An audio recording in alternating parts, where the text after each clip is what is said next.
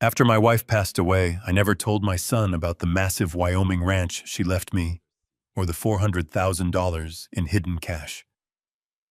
3 weeks later, my son looked me right in the eye and casually mentioned they were selling my house to lock me away in a facility. I just smiled. I had already moved my assets, and they were not getting a single cent. Before I continue this story, let me know where you are watching from in the comments below. Hit like and subscribe if you have ever had to stand up to family members who underestimated your worth and tried to take advantage of your grief. My name is Richard. I am 70 years old, and for my entire life I worked as a petroleum engineer. I spent decades out on the rigs working long, grueling shifts to make sure my family never had to worry. My wife Martha and I were married for 42 beautiful years. We built a wonderful life together in a quiet, upscale suburb of Chicago. Our home was our sanctuary, a sprawling house that we paid off entirely with our own hard work. We raised our only son, Bradley, with everything he could ever need. We paid for his college, helped him out when he married Victoria, and always tried to be the supportive parents standing in the background. 3 weeks ago, my entire world collapsed. Martha passed away after a brief but fierce battle with illness. Losing her felt like someone had torn the very breath from my lungs. The house suddenly felt too big and entirely too quiet. Bradley and Victoria came around for the funeral, offering the usual condolences, but they quickly returned to their own lives, leaving me to navigate the suffocating silence of an empty home. I spent my days wandering from room to room, touching the furniture.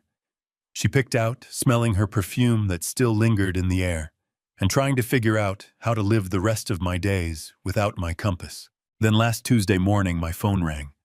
It was an attorney from a very old, very prestigious law firm in downtown Chicago. He asked me to come to his office immediately regarding a private matter Martha had arranged years ago. I was confused. Martha and I shared everything. We had no secrets. We managed our finances together at the kitchen table every Sunday. But I put on a suit, drove into the city, and sat in a leather chair across from a man who handed me a small brass key. He told me it belonged to a safe deposit box at a private bank just 2 blocks away. The box was in Martha's name, but I was listed as the sole beneficiary upon her passing. I walked to the bank feeling a strange mix of anxiety and curiosity.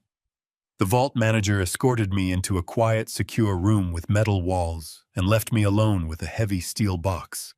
My hands were actually shaking as I turned the key and lifted the lid. I honestly expected to find old love letters, maybe some family heirlooms or vintage jewelry she had tucked away for safekeeping. Instead, I found stacks of perfectly bound $100 bills, $400,000 in raw cash. My heart hammered against my ribs as I stared at the money. But that was not all. Beneath the stacks of cash was a thick manila envelope containing a legal deed and a handwritten letter from my wife. I unfolded the letter, recognizing Martha's elegant handwriting immediately. The ink was slightly faded, written perhaps a decade ago. In the letter, Martha explained everything. The money and the deed belonged to a massive 5,000-acre ranch in Wyoming. It was a secret inheritance from her estranged father. I knew her father had been a difficult, toxic man who used his wealth to control people. Martha had cut ties with him long before we met. What I did not know was that when he died, he left his entire estate to her. She wrote that she hid this wealth from me and from Bradley because she wanted to protect our family from the toxic influence of unearned money. She wanted Bradley to grow up grounded, to learn the value of hard work, and to build his own life without waiting for a handout. She wanted our marriage to be built on love and partnership, not on managing a massive fortune. The most shocking part was a secondary document attached to the deed. The Wyoming ranch was not just sitting empty. It was currently leased to a major mineral and natural gas corporation. That land was quietly generating $50,000 every single month in royalties. This money had been funneling into a private trust for years, completely untouched. I sat in that quiet metal room for over an hour, completely overwhelmed by emotion. Martha had carried this massive secret to protect the humble, honest life we built. She was the most incredible woman I had ever known. Tears streamed down my face as I held her letter against my chest. I felt a profound sense of gratitude, but also a deep aching sorrow that she was no longer here to share this with me. Eventually, I composed myself. I placed the documents and the cash securely into my leather briefcase, walked out of the bank, and got into my car. As I drove back to the suburbs, my mind was racing with possibilities. The grief was still there, heavily weighing on my shoulders, but now I had a new sense of purpose. I thought about Bradley and Victoria. I knew they had been complaining lately about the rising cost of living and the heavy mortgage on their own house. I thought about how much this money could help them. I could pay off their debts. We could take a long family vacation to Europe, just like Martha always wanted, and I could set up a trust fund for my future grandchildren. I pulled into my quiet suburban street, eager to share the bittersweet news. I parked in my driveway, looking up at the beautiful brick facade of the $1.2 million home Martha and I had lovingly maintained. But as I walked up the driveway, I noticed a large, unmarked box truck parked near the side entrance. The front door was propped wide open. A cold knot formed in my stomach. I clutched my briefcase tightly and stepped through the doorway. The sight before me made me freeze in my tracks. There were 3 strange men inside my living room. They were aggressively pulling my antique paintings off the walls and wrapping them in thick, moving blankets. Other men were dismantling the heavy oak dining table where Martha and I had hosted Thanksgiving dinner for the last 30 years. The house was in absolute chaos. Boxes were piled in the hallway filled with my personal belongings. And standing right in the center of the living room holding a clipboard and barking orders at the movers were my son Bradley and his wife Victoria. I stood there invisible for a moment, trying to process what I was seeing. My own flesh and blood was tearing apart my home without a single word of warning. The excitement of the Wyoming ranch evaporated instantly, replaced by a chilling realization that my perfect family was a complete illusion. I cleared my throat loudly. Bradley turned around, his eyes widening for just a fraction of a second, before a smooth, rehearsed smile spread across his face. He had no idea what was inside my briefcase, and he had absolutely no idea that he had just declared war on a man who had nothing left to lose. I stood frozen in the entryway of my own house. My polished leather shoes felt glued to the hardwood floor as I watched 3 burly men in gray uniforms haul my belongings toward the front door. One of them was currently wrestling with a heavy gilded mirror that Martha and I had purchased on our 10th anniversary in Charleston. Another was carelessly shoving my antique grandfather clock into a thick layer of industrial plastic wrap. The beautiful Persian rug that usually tied the whole living room together was already rolled up and tossed into a dark corner. The entire house was in a state of absolute chaotic ruin. And standing right in the massive center of it all, pointing and directing the movers like a seasoned project manager, was my son Bradley. He was wearing his expensive designer jeans and a crisp linen shirt, looking completely at ease while tearing apart the sanctuary his mother and I had built. Victoria stepped out from the kitchen holding a steaming cup of coffee.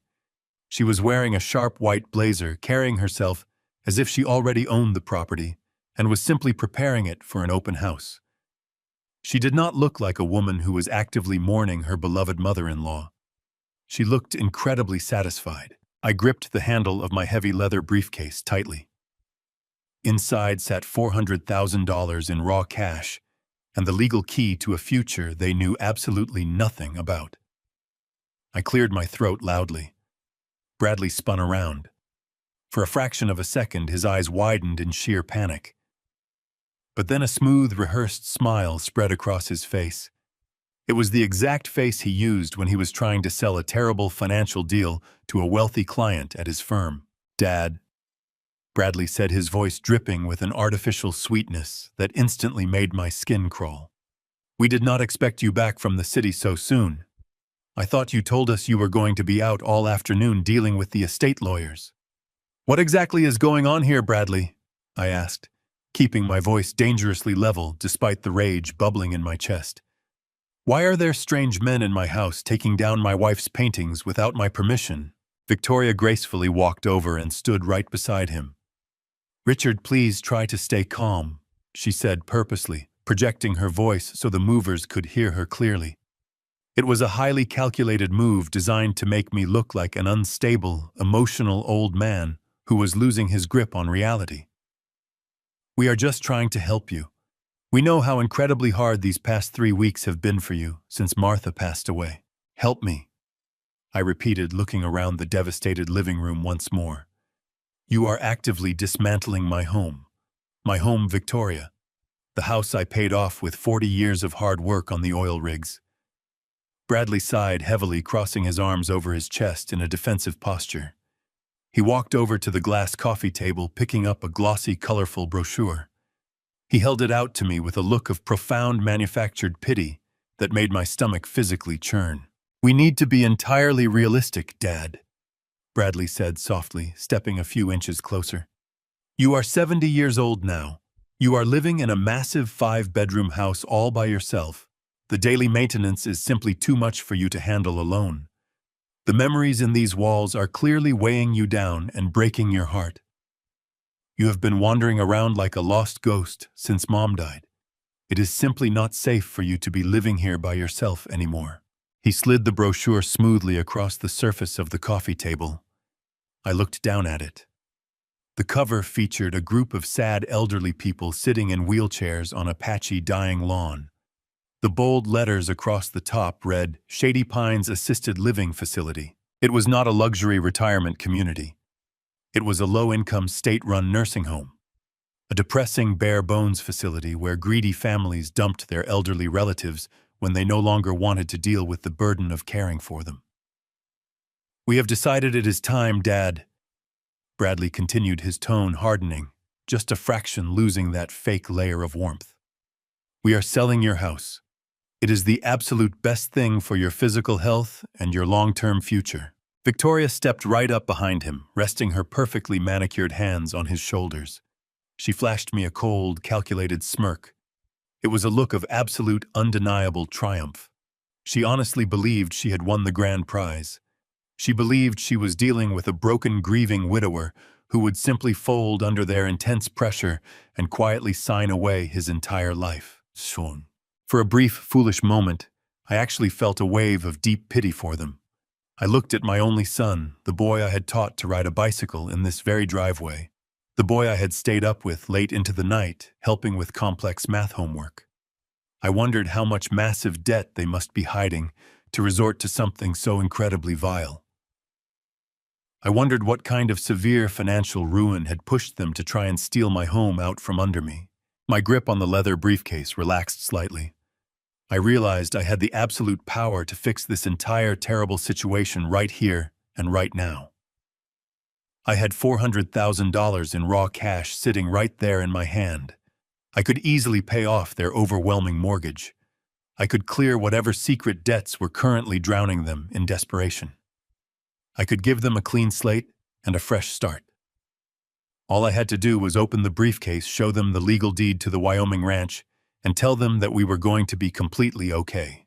I took a deep, steadying breath, preparing to smile, preparing to be the forgiving, generous father who saves the day one last time.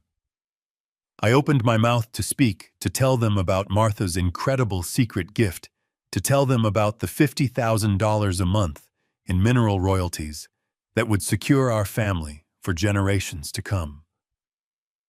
But before the wonderful words could leave my throat, my eyes drifted back down to the glass coffee table. Sitting right next to that highly insulting nursing home brochure was a thick stack of legal documents. They were partially covered by a plain manila folder, but the top page was clearly visible under the harsh living room lights. It was a standard state legal document. The bold black letters at the very top of the page read, Durable Power of Attorney. My breath caught sharply in my throat. I stepped closer to the table, my eyes rapidly scanning the dense text of the document. It granted full, unconditional legal control of my personal finances, my private medical decisions, and my real estate assets directly to Bradley. It gave him the absolute legal authority to sell my house, drain my bank accounts, and commit me to a psychiatric facility against my will. But that was not what made my blood run completely cold. At the absolute bottom of the page, right next to a bright red official notary seal, was my signature. It was a perfect, flawless forgery of my specific handwriting. The hopeful smile died instantly on my lips. The fatherly pity I felt for my son evaporated into the thin air, replaced entirely by an icy, terrifying clarity. They were not just trying to force me to sell my home through emotional manipulation. They had already stolen it behind my back.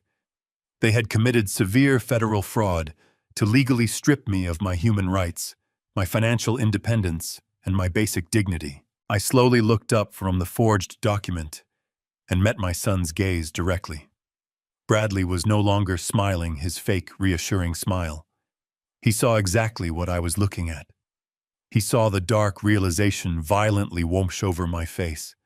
But instead of apologizing, instead of showing even a single ounce of human guilt, he just stared back at me with a cold, defiant challenge in his eyes. They thought I was weak. They thought my deep grief had made me permanently blind and entirely helpless. But they had absolutely no idea what I had hidden inside my briefcase, and they had absolutely no idea what a man who has lost his beloved wife and his only son in the exact same month is truly capable of doing to protect his legacy. I kept my eyes locked on Bradley for a long, agonizing moment before I slowly raised my hand and pointed a trembling finger at the glass coffee table. I made sure to let my hand shake, playing perfectly into the narrative they had already constructed in their minds. I needed them to believe that I was just an overwhelmed, confused old man who was entirely out of his depth. "Bradley," I said, letting my voice waver just enough to sound vulnerable, "what exactly is that document sitting right there next to the nursing home brochure? Why does it have my signature on it? I have absolutely no memory of signing any legal papers since your mother passed away." The heavy tension in the spacious living room shifted instantly. The cold, defiant challenge in Bradley's eyes vanished, replaced by a sudden, frantic calculation. He glanced at Victoria silently, asking her to take the lead. Victoria did not miss a single beat. The cruel, triumphant smirk that had been plastered across her face just moments ago melted away with terrifying speed. In the blink of an eye, she transformed into the absolute picture of radiant empathy. Her posture softened, her shoulders dropped, and she let out a long, sympathetic sigh that sounded so remarkably genuine it almost made me doubt my own sanity. She walked over to the coffee table with slow, measured steps, completely ignoring the forged power of attorney document. Instead, she reached for a thick, unmarked manila folder that had been sitting just beneath it. She picked it up, carefully clutching it to her chest as she approached me. Her dark eyes were swimming with artificial sorrow. "Richard, we did not want to have this conversation like this," Victoria murmured softly, reaching out to gently touch my forearm. I had to force myself not to pull away from her toxic grip. "We were trying to spare you the profound pain of facing the harsh reality of your current medical situation." "My medical situation?" I echoed, furrowing my brow in feigned confusion. "I am perfectly healthy. My heart is strong, and my blood pressure is completely normal." "What on earth are you talking about, Victoria?" She opened the manila folder and pulled out a stack of crisp hospital records. I recognized the official letterhead immediately. It was from the exact same private hospital where Martha had spent her final days. Victoria flipped to the third page and handed it to me with a look of profound, theatrical sadness. "We spoke to Dr. Arrington on the day Martha passed," she said, her voice dropping to a gentle, comforting whisper. "He was incredibly concerned about you, Richard. He pulled Bradley aside in the hallway and asked him to keep a very close eye on your deteriorating mental state." I looked down at the document in my trembling hands. It was a genuine medical chart stamped and dated by Martha's primary physician. But highlighted in bright yellow marker near the bottom of the page was a handwritten note added to the margins. It read, "Patient's husband is showing severe signs of grief-induced cognitive decline. Recommend immediate psychiatric evaluation and full-time supervision to prevent accidental self-harm." I stared at those highlighted words, my mind racing to comprehend how they had managed to secure something so incredibly damning. Dr. Arrington was a busy man. I had barely spoken to him during Martha's final hours because I was too busy holding her fragile hand and praying for a miracle. Bradley must have cornered him in the chaotic hospital corridor, spinning a tragic tale of an unstable, weeping father who was completely losing his mind. They had planted the dark seed of my insanity before my beloved wife was even cold in her hospital bed. Before I could even process the sheer depth of their betrayal, Bradley stepped forward and firmly grabbed both of my hands. His grip was tight, almost restrictive, as if he were trying to physically anchor me to the hardwood floor. He looked deep into my eyes, and for a fleeting second, I almost believed the intense, overwhelming sorrow written across his face. He was an incredibly talented liar. "Dad, you have to listen to us," Bradley pleaded, his voice cracking with manufactured emotion. "You are not well. The grief has completely shattered your mind. You just do not realize how bad it has actually gotten over these last 3 agonizing weeks." "I am fine," I protested weakly, playing my pathetic part to perfection. "I am just mourning your beautiful mother. That is perfectly normal for a man who just lost his entire world." "It is not just mourning, Dad," Bradley insisted, squeezing my hands tighter.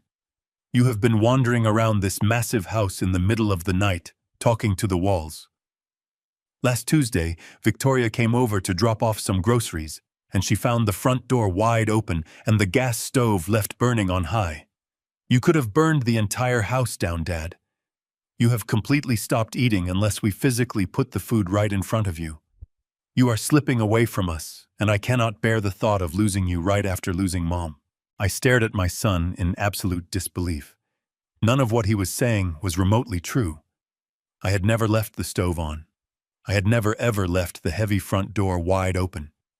I had been perfectly capable of making my own meals and maintaining my daily routine. They were actively constructing a completely fabricated history, building an airtight legal narrative of my rapid mental collapse. They were gaslighting me in my own living room, slowly tightening the invisible noose around my neck. "I honestly, truly do not remember any of that happening," I whispered, letting my gaze drop to the floor, projecting the pitiful image of a broken, deeply confused elder. "We know you do not remember, Richard," Victoria chimed in, stepping closer to gently rub my back in a soothing motion. "That is exactly why we had to step in immediately. That is why we had to take full control of the situation before you accidentally hurt yourself." I slowly looked back up at the glass coffee table, pointing a shaking finger at the forged legal document one more time. "But my signature. I did not sign that paper, Bradley. I would absolutely never sign over my entire life to you without reading the terms." Bradley released my trembling hands and took an incredibly deep, steadying breath. He looked deeply and directly into my eyes, his facial expression shifting perfectly into one of profound, unwavering nobility. He stood tall, projecting the heroic image of a highly devoted son, making a terrible, heavy sacrifice for the greater good of his aging, ailing father. "We forged it to save you the stress of paperwork, Dad," Bradley confessed softly, his voice echoing with absolute unapologetic conviction in the silent, empty living room. "We are actively selling the house to get you into a premium round-the-clock luxury care facility, where you will always be completely and incredibly safe. We are simply just protecting you." I heard the words leaving my son's mouth, but my brain refused to accept them for a long moment. "We forged it to save you the stress. We are just protecting you." The sheer audacity of the lie was so massive, so incredibly hollow, that a violent wave of pure rage flared up inside my chest. I wanted to scream. I wanted to reach across that glass coffee table, grab the collar of his expensive linen shirt, and physically throw him out of my house. I wanted to pull the $400,000 in cash from my briefcase and throw it in his deceitful face to watch his world crumble. But I did not move a single muscle. I am a retired petroleum engineer. My entire career was built on maintaining absolute composure during high-pressure blowouts on offshore drilling rigs. When combustible gas fills the air, you do not panic. You analyze the structural integrity of the system, identify the lethal threats, and execute a precise sequence to survive the explosion. Right now, I was looking at a massive catastrophic blowout. If I fought them right here, I would lose everything. Bradley had just shown me the ultimate weapon. He had a medical document signed by a legitimate doctor claiming I was suffering from severe grief-induced cognitive decline. If I raised my voice, if I showed anger, if I called the police to report the forgery, Victoria would immediately use that exact anger as undeniable proof of my mental instability. They would call the authorities, show them the highlighted note, and use the forged power of attorney to legally drag me out of my own home. I would be locked away in a psychiatric ward before the sun went down, stripped of every human right I possessed. I realized with terrifying clarity that I was trapped in a corner. The only way to survive this trap was to make them believe it had worked perfectly. I had to play the fool. I had to become the exact pathetic, broken version of myself that they desperately needed me to be. I let out a long, shaky breath, making sure it sounded like a heavy sigh of defeat. I purposely relaxed my posture, letting my shoulders slump forward, as if the invisible weight of my grief was suddenly too much for my fragile bones to bear. I lowered my chin, breaking eye contact with Bradley, and stared blankly at the floorboards. I let my hands drop to my sides, allowing my grip on the heavy leather briefcase to loosen just enough to look entirely harmless. "You really think this is for the best, Bradley?" I asked, keeping my voice incredibly soft, injecting it with a frail, wavering tone of profound confusion. "You really think I cannot take care of myself anymore?" Bradley immediately seized the opportunity to solidify his victory. He placed his hands on my shoulders, his grip firm and patronizing.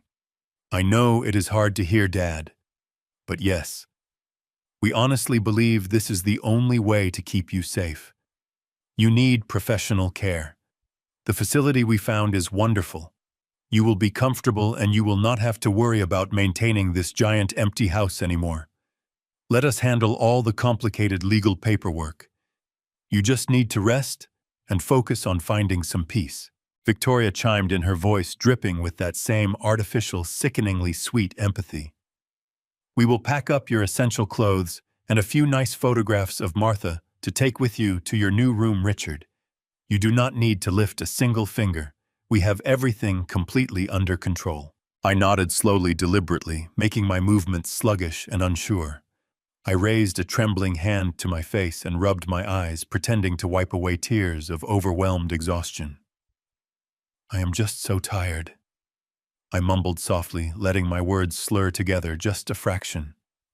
"I am so incredibly tired, Bradley. I miss your mother so much. Nothing makes any sense without her." "We know, Dad," Bradley said, patting my shoulder with a hollow, rehearsed affection. "Just go to your room and lie down. We will finish directing the movers and handle the rest of the packing out here. We will wake you when it is time to have dinner." I nodded one last time, turned around, and began to slowly shuffle down the long hallway toward my master bedroom. I dragged my feet across the hardwood floor, making sure my steps sounded heavy and completely defeated. Every fiber of my being wanted to turn around and fight, but my mind kept forcing my body to play the part. I reached my bedroom door opened. It stepped inside and gently closed it behind me. The moment the bedroom door clicked shut, the frail, confused old man vanished completely. I stood up straight, my breathing steady and my mind razor-sharp. I quietly locked the door and placed my heavy leather briefcase securely inside the bottom drawer of my heavy oak dresser, burying it beneath a stack of thick winter sweaters. I sat down on the edge of the mattress, listening to the muffled sounds of the movers dismantling the rest of my home. I could hear the heavy thud of my furniture being dragged across the floor. I could hear Victoria giving sharp, commanding orders, her fake, sweet voice replaced by her natural, authoritative tone. I sat there, in the fading afternoon light, mapping out every possible angle of my defense. I needed solid proof. I needed to uncover the real reason they were rushing to liquidate a $1 million asset. This forged power of attorney and the sudden lie about a nursing home were desperate measures. People only resort to desperate, highly illegal measures when they are backed into a terrifying financial corner. I knew Bradley. I knew he was arrogant and careless. He would leave a digital trail, a paper trail, or a verbal clue. I just needed to find it. I stayed in my bedroom for the rest of the evening.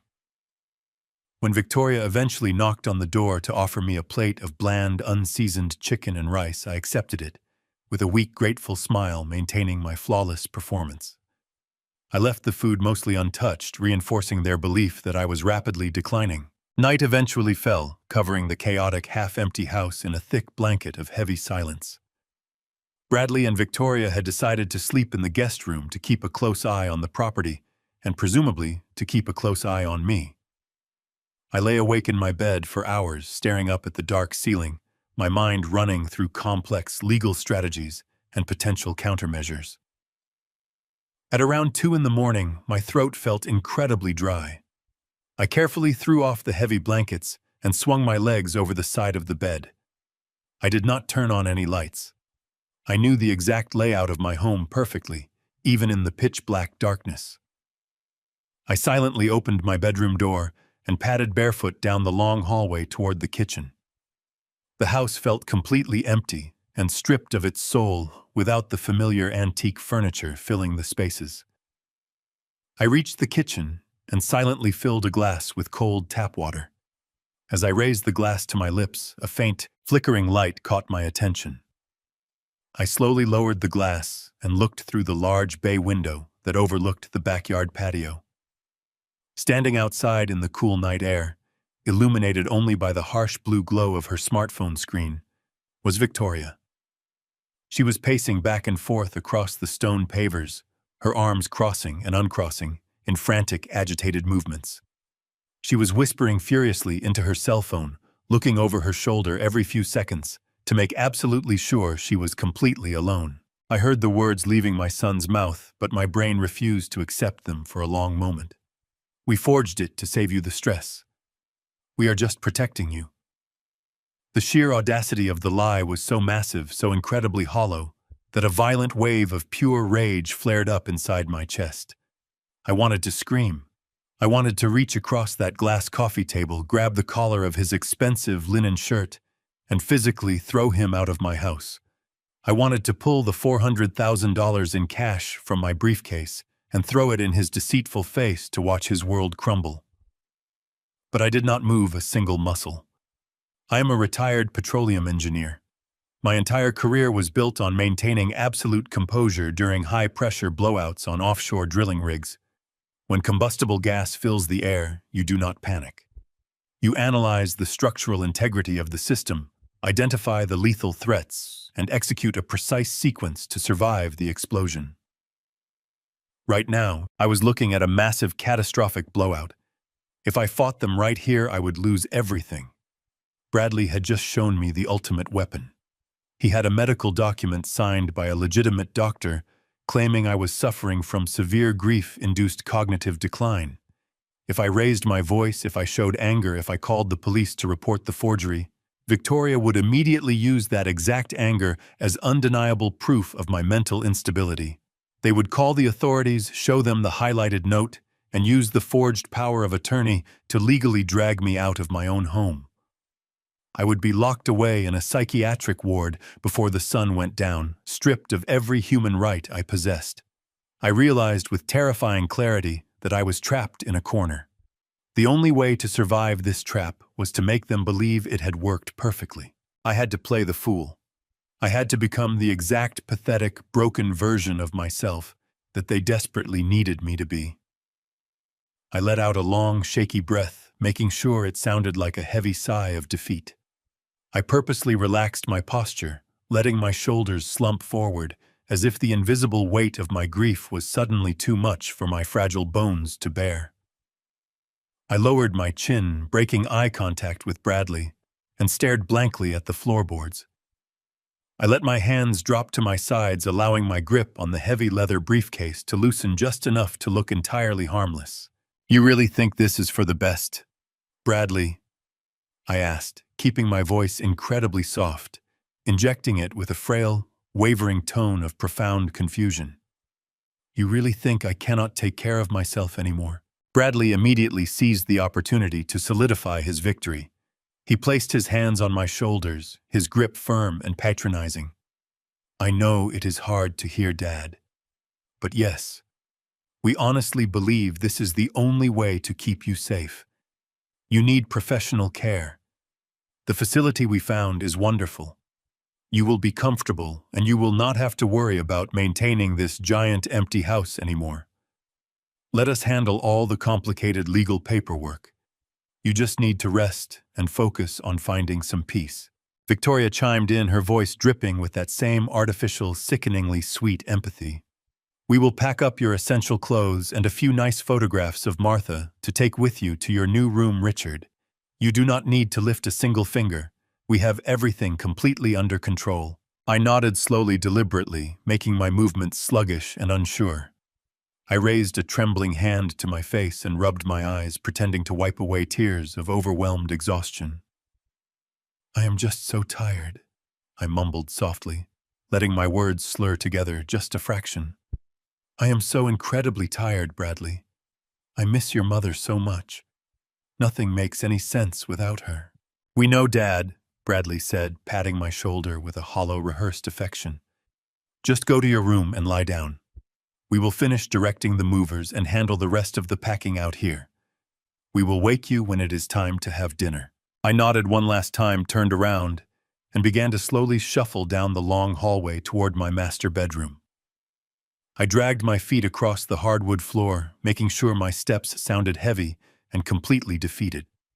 Every fiber of my being wanted to turn around and fight, but my mind kept forcing my body to play the part.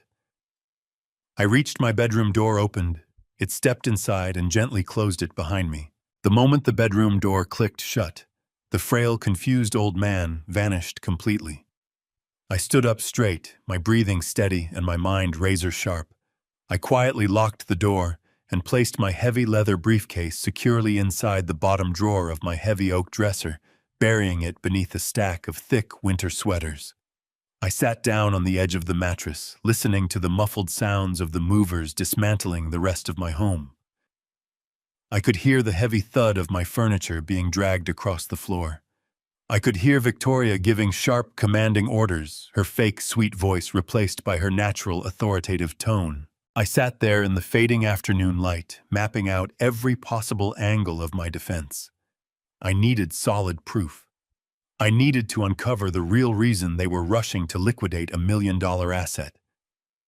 This forged power of attorney and the sudden lie about a nursing home were desperate measures. People only resort to desperate, highly illegal measures when they are backed into a terrifying financial corner. I knew Bradley. I knew he was arrogant and careless. He would leave a digital trail, a paper trail, or a verbal clue. I just needed to find it. I stayed in my bedroom for the rest of the evening. When Victoria eventually knocked on the door to offer me a plate of bland, unseasoned chicken and rice, I accepted it with a weak, grateful smile, maintaining my flawless performance. I left the food mostly untouched, reinforcing their belief that I was rapidly declining. Night eventually fell, covering the chaotic, half-empty house in a thick blanket of heavy silence. Bradley and Victoria had decided to sleep in the guest room to keep a close eye on the property, and presumably to keep a close eye on me. I lay awake in my bed for hours, staring up at the dark ceiling, my mind running through complex legal strategies and potential countermeasures. At around 2 in the morning, my throat felt incredibly dry. I carefully threw off the heavy blankets and swung my legs over the side of the bed. I did not turn on any lights. I knew the exact layout of my home perfectly, even in the pitch-black darkness. I silently opened my bedroom door and padded barefoot down the long hallway toward the kitchen. The house felt completely empty and stripped of its soul, without the familiar antique furniture filling the spaces. I reached the kitchen and silently filled a glass with cold tap water. As I raised the glass to my lips, a faint, flickering light caught my attention. I slowly lowered the glass and looked through the large bay window that overlooked the backyard patio. Standing outside in the cool night air, illuminated only by the harsh blue glow of her smartphone screen, was Victoria. She was pacing back and forth across the stone pavers, her arms crossing and uncrossing in frantic, agitated movements. She was whispering furiously into her cell phone, looking over her shoulder every few seconds to make absolutely sure she was completely alone. I pressed my back flat against the cool plaster of the kitchen wall, holding my breath so tightly that my chest began to ache. Victoria was standing just a few feet away on the other side of the glass. The pale moonlight cast long, distorted shadows across the cold stone patio. I slowly set my glass of water down on the granite counter, making sure the base did not make the slightest clink. My eyes remained fixed on my daughter-in-law. She was still pacing, her movements sharp and entirely erratic. The soft blue light from her smartphone screen illuminated her face, highlighting an intense, almost manic expression that I had never seen her wear during the day. I needed to know what was causing her so much profound panic in the middle of the night. I silently crept closer to the bay window. The old wooden frame had a slight gap near the bottom latch, a tiny structural flaw I had meant to fix last summer. I carefully placed my fingers on the brass handle and applied just enough upward pressure to crack the window open a fraction of an inch more. The cool night breeze instantly slipped into the dark kitchen, carrying with it the faint muffled sound of her hushed and secretive voice. I strained my ears, closing my eyes to focus entirely on the fragmented audio. I could not make out the exact words she was speaking. The rustling wind through the oak trees in the backyard masked the specific details of her frantic conversation, but I could distinctly hear the sharp, aggressive tone of her delivery. She was not talking to Bradley. The cadence of her voice was completely wrong for a conversation with her husband. She sounded defensive, almost pleading at certain moments, and then immediately snapping back with a harsh, demanding edge. It sounded exactly like a high-stakes negotiation rapidly falling apart. She ran a hand through her hair, shaking her head vigorously as she listened to whatever the person on the other end of the line was telling her. I watched her end the call abruptly, her fingers trembling slightly as she shoved the phone deep into the pocket of her sleek blazer. She stood completely still for a moment, staring out into the dark expanse of the manicured lawn, as if she were waiting for something to jump out from the thick shadows. Then she let out a long, ragged breath and reached into her other pocket.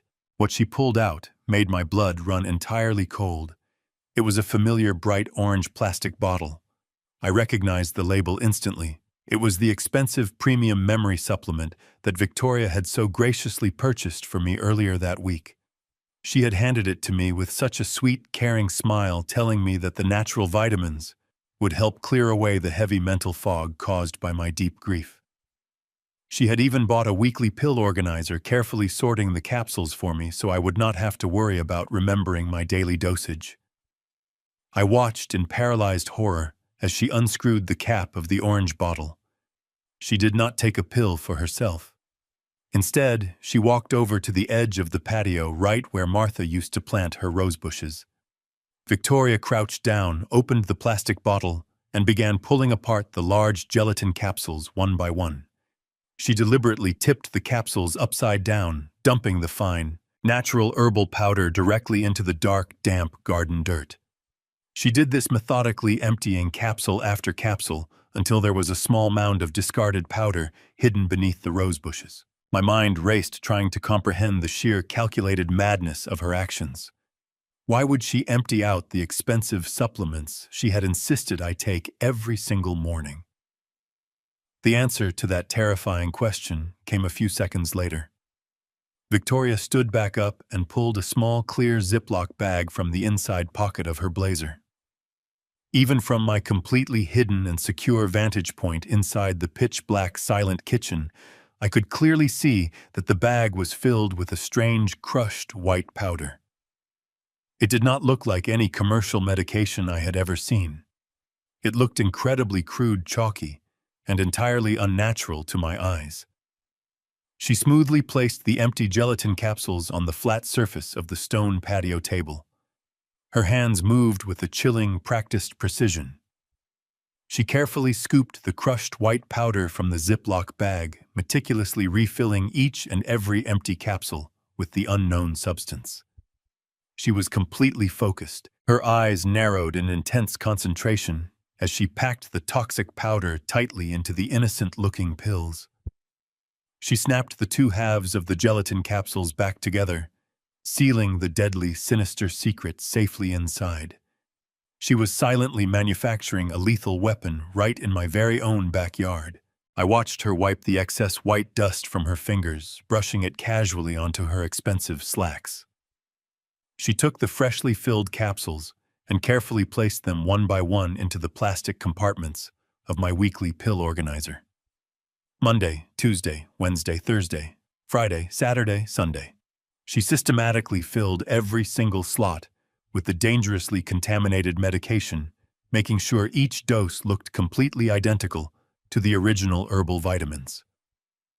A massive, overwhelming wave of profound, debilitating nausea violently washed over me as the horrible, twisted truth finally clicked securely into its proper place in my mind. The heavy mental fog, the intense lethargy, the strange, frightening gaps in my short-term memory over the past 2 agonizing weeks. It was not the natural, expected byproduct of my profound, overwhelming grief. It was not my 70-year-old brain slowly shutting down from the severe trauma of losing my wife. It was cold, calculated chemistry. It was poison running through my veins. They were intentionally drugging me to fabricate the exact medical symptoms they needed to seamlessly execute their legal takeover. They were destroying my mind from the inside out, so that when the doctors examined me, the diagnosis of severe cognitive decline would become completely undeniable, permanent, and legally binding. Victoria snapped the plastic lid of the pill organizer shut, with a sharp, sudden click that echoed loudly in the quiet night air. She confidently tucked the empty Ziploc bag back into the inside pocket of her blazer, picked up the organizer, and turned around to head back toward the house. I immediately pushed myself away from the window, retreating silently into the darkest hidden corner of the kitchen, pressing my entire body flat against the cold metal of the refrigerator.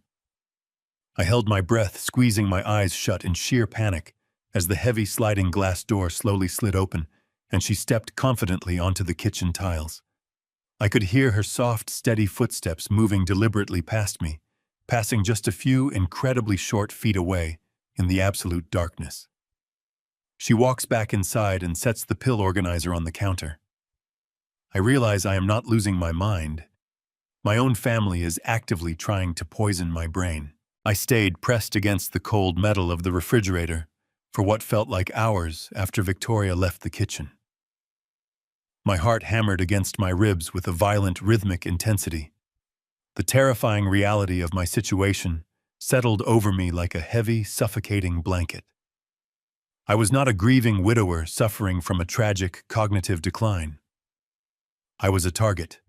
My own son and daughter-in-law were systematically poisoning my mind to forcefully seize my assets. I did not sleep a single wink that night. I lay stiffly in my bed, staring at the ceiling, carefully calculating my next physical movements. When morning finally broke, pouring pale sunlight through my bedroom blinds, I knew exactly what I had to do. I shuffled into the kitchen, wearing my most worn-out robe heavily dragging my feet. Victoria was standing by the marble island, sipping a fresh cup of coffee. She offered me a bright, cheerful morning greeting and slid the plastic pill organizer toward me. I picked up the small, toxic capsule with trembling fingers. I raised a glass of water to my lips, placed the pill inside my mouth, and took a large, loud gulp. Victoria watched me closely, a flicker of dark satisfaction dancing in her eyes as she believed I had ingested the poison, but I had smoothly tucked the capsule deep under my tongue. The moment she turned her back to check her phone, I spit the dissolving capsule into a paper napkin and shoved it deep into the pocket of my robe. Bradley came downstairs a few minutes later, adjusting his expensive silk tie. They kissed each other goodbye, offered me a few fake patronizing words of comfort, and finally walked out the front door. I stood by the front window, holding my breath, as I watched their luxury sedan pull out of the driveway and disappear down the quiet suburban street. The moment their car turned the final corner, the pathetic broken old man act completely vanished. My posture straightened. The lingering mental fog that had plagued me for weeks was already beginning to lift, replaced by the sharp, analytical focus of a seasoned engineer. I immediately turned around and marched straight down the hallway toward Bradley's home office. The room was meticulously organized, filled with modern minimalist furniture that Martha had always absolutely hated. Sitting in the very center of his sleek glass desk was his high-end custom-built desktop computer. Bradley was incredibly arrogant, but he was not nearly as smart as he believed himself to be. I was the one who had physically sourced and assembled every single internal component of that powerful machine for him last Christmas. More importantly, I knew the deeply ingrained, predictable patterns of his mind. Bradley always thought he was outsmarting everyone around him, but he relied on lazy, repetitive logic. I sat down in his expensive leather office chair and tapped the keyboard. The large monitor flared to life, displaying a password prompt over a high-resolution background image of a tropical beach. I did not hesitate. I typed in the name of his childhood dog, followed by the year he graduated from his prestigious business school. The screen instantly unlocked, granting me unrestricted access to the deepest, darkest corners of his digital life. My hands flew across the keyboard with practiced precision. The very first thing I needed to verify was the luxury nursing home they had so confidently promised me. I opened his primary web browser and accessed his detailed search history. I meticulously filtered the vast logs for the past 3 weeks, looking for any combination of words related to elderly care, premium assisted living, or medical facilities. I combed through hundreds of digital footprints. There was absolutely nothing. They had not spent a single second researching a safe place for me to live. The glossy brochure Bradley had placed on the coffee table was nothing more than a cheap theatrical prop designed to manipulate me into submission. I broadened my search parameters, diving deeper into his daily internet activity. What I found instead made my jaw tightly clench. Bradley's browser history was completely flooded with extensive research into offshore banking regulations, anonymous shell companies, and expedited citizenship applications for Caribbean nations. He had spent hours poring over detailed listings for sprawling beachfront villas in the Bahamas and browsing the rental rates for massive luxury yachts. The digital trail painted a terrifying picture of a man who was actively preparing to flee the country with a massive sum of liquid cash. I opened a new tab and quickly bypassed the weak security on his personal financial dashboard.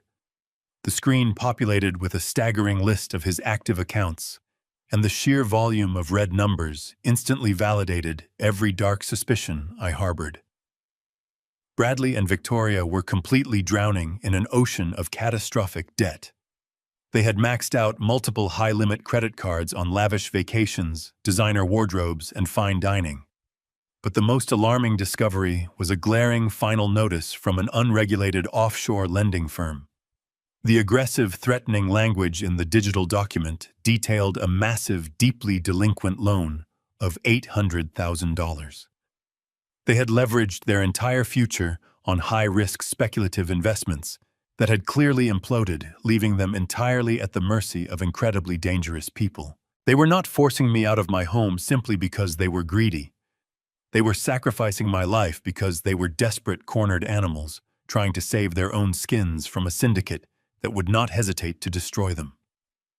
They needed the $1.2 million from the sale of my house to pay off the terrifying debt and fund their cowardly escape to a tropical paradise, leaving me completely abandoned in a bleak, windowless, state-run asylum. My chest heaved with a cold, calculated fury as I minimized the financial dashboard. I needed to see exactly how far along they were in this sickening process. I opened his primary email client, bypassing another simple password, and navigated straight to his private inbox. I bypassed his daily work correspondence and sorted the incoming messages by attachments. My eyes immediately locked onto a highly active ongoing email thread between Victoria and an unknown unlisted email address. I clicked on the conversation thread. The contact name simply read, Broker. There was no official agency listed, no professional signature, and absolutely no corporate company logo to verify his identity. It was clearly a deeply shady, unlicensed real estate contact, operating entirely under the table to move properties rapidly. I slowly scrolled down to the very first urgent message Victoria had sent him late last night. It was sent right around the exact same time I had watched her pacing frantically on the backyard patio, clutching her phone in the dark. My eyes quickly scanned the cruel, ruthless words she had hastily typed out in the message body, and my blood instantly turned completely to ice as I realized her ultimate plan. They were pushing forward with absolute ruthlessness, and they were fully preparing to execute the devastating final phase of their terrifying betrayal before the upcoming weekend even officially arrived. I stared at the glowing computer screen, my eyes tracing the cruel words Victoria had typed to the unlicensed broker. The message was brief, cold, and entirely devoid of any human empathy. She had written, "List the house 30% below market value immediately. We do not care about getting a fair price. We need the cash by this Friday, no exceptions. Do not worry about the current owner. The old man is too heavily medicated to know what he is signing anyway." The sheer callousness of her message struck me like a physical blow to the chest. She was not just plotting to steal my home. She was actively mocking my perceived mental decline, treating my life as nothing more than a convenient, disposable stepping stone to save her own skin. I sat in Bradley's expensive leather office chair, my hands gripping the armrests so tightly that my knuckles turned completely white. My own son, the boy I had raised with every ounce of love and dedication I possessed, had brought this ruthless, calculating woman into our family. Together, they had meticulously orchestrated a plan to strip me of my dignity, my home, and my future. They were willing to discard me in a windowless, low-income asylum just to cover up their catastrophic financial mistakes. The betrayal ran so deep, it felt like a jagged knife twisting violently in my gut. I read the terrible email one more time, burning every single word into my memory. I needed to remember this exact feeling of profound violation. I needed to use this intense, burning anger to fuel my next sequence of actions. I reached out and carefully closed the email client, making absolutely sure I did not alter the read status of the message. I cleared the browser history of my own search queries, meticulously covering my digital tracks so Bradley would never suspect that his insecure computer had been compromised. I locked the desktop screen, restoring the bright, tropical beach background to its original state. I stood up from the desk, my legs feeling slightly unsteady as the massive weight of their deception pressed down on my shoulders. I walked out of the home office and stepped back into the wide, quiet hallway. The house felt incredibly empty and foreign to me now. It was no longer the warm, loving sanctuary where Martha and I had shared so many beautiful decades together. It had become a hostile, dangerous battleground. I needed to formulate a solid counterattack, and I needed to do it with extreme speed. Friday was only 2 days away. That gave me less than 48 hours to completely dismantle their terrifying scheme and secure my own safety. I began to pace slowly across the remaining rugs in the living room, my mind churning through complex legal strategies and potential escape routes. I had the $400,000 in cash, and I had the Wyoming ranch deed. I possessed the financial firepower to destroy their plans, but I needed a ruthless, impenetrable legal shield to execute my strike. As I turned toward the kitchen to pour myself a glass of water, the sudden sharp chime of the front doorbell shattered the heavy silence of the house. I froze in my tracks. Bradley and Victoria were at work. We were not expecting any deliveries, and the movers had completely finished their preliminary packing the previous afternoon. I cautiously walked toward the foyer, my heart beginning to race with a sudden, inexplicable sense of dread. I approached the heavy wooden front door and peered through the small, distorted glass peephole. Standing on my front porch was a massive, incredibly imposing man. He was wearing a dark leather jacket over a plain black t-shirt, and his thick neck was completely covered in dark, aggressive tattoos. He did not look like a salesman, and he certainly did not look like a friendly neighborhood visitor. He looked like raw, unfiltered violence. I hesitated, my hand hovering nervously over the brass deadbolt. I considered ignoring the bell, hoping he would simply walk away and leave me in peace. But the man reached out and pounded his heavy fist against the solid wood, the loud booming sound echoing violently through the empty foyer. "I know you are in there," a deep, gravelly voice barked through the thick door. "Open up right now, or I will kick this entire frame off its hinges." My breath caught in my throat. I am a 70-year-old man. I am in decent physical shape for my age, but I am absolutely no match for a giant, aggressive thug. However, I also knew that hiding in the shadows like a frightened child would not solve anything. I unlocked the deadbolt and slowly pulled the front door open, leaving the sturdy chain lock securely fastened. "Can I help you, sir?" I asked, forcing my voice to remain as calm and steady as possible. The tattooed man did not bother with pleasantries. He slammed his heavy boot violently against the bottom of the door, snapping the metal chain lock as if it were made of cheap plastic. The door flew open, knocking me backward into the foyer. I stumbled and fell hard against the hallway wall, my shoulder colliding painfully with the decorative wooden molding. Before I could even catch my breath, the massive man stepped inside my home and slammed the front door shut behind him. He closed the distance between us in 2 long, predatory strides. He reached out with a massive, calloused hand and grabbed me forcefully by the collar of my worn bathrobe. He hoisted me up against the wall, his thick fingers digging painfully into my collarbone. He leaned in incredibly close. I could smell the harsh, acrid scent of stale tobacco and cheap cologne radiating from his clothes. He did not care that I was an elderly, defenseless man. He looked at me with a cold, dead expression that sent a genuine spike of primal terror straight down my spine. "You must be Bradley's father," the man snarled, his deep voice vibrating with absolute terrifying menace. "You are going to deliver a very urgent message to your pathetic, cowardly son for me." I struggled to breathe, my toes barely touching the hardwood floor as he pinned me against the wall. "I do not know what you are talking about." I gasped out, my hands instinctively gripping his thick wrists. The man laughed, a harsh, grating sound that held absolutely no humor. He leaned in even closer, his dark, dangerous eyes narrowing into ruthless slits. "Tell your son his offshore bets are officially due," he hissed, every single word dripping with lethal intent. "He thought he could hide his catastrophic losses, but we own him. You tell him that if we do not get our $800,000 in raw cash by this Friday, we are coming back here. And if we have to come back, this entire house burns down to the ground, with you trapped inside it." He released his violent grip on my collar, letting me drop heavily to the floor. I gasped for air, clutching my bruised chest. I stared at the computer screen, my eyes tracing the cruel words Victoria typed to the unlicensed broker. The message was brief, cold, and devoid of empathy. She wrote that they needed to list the house 30% below market value immediately.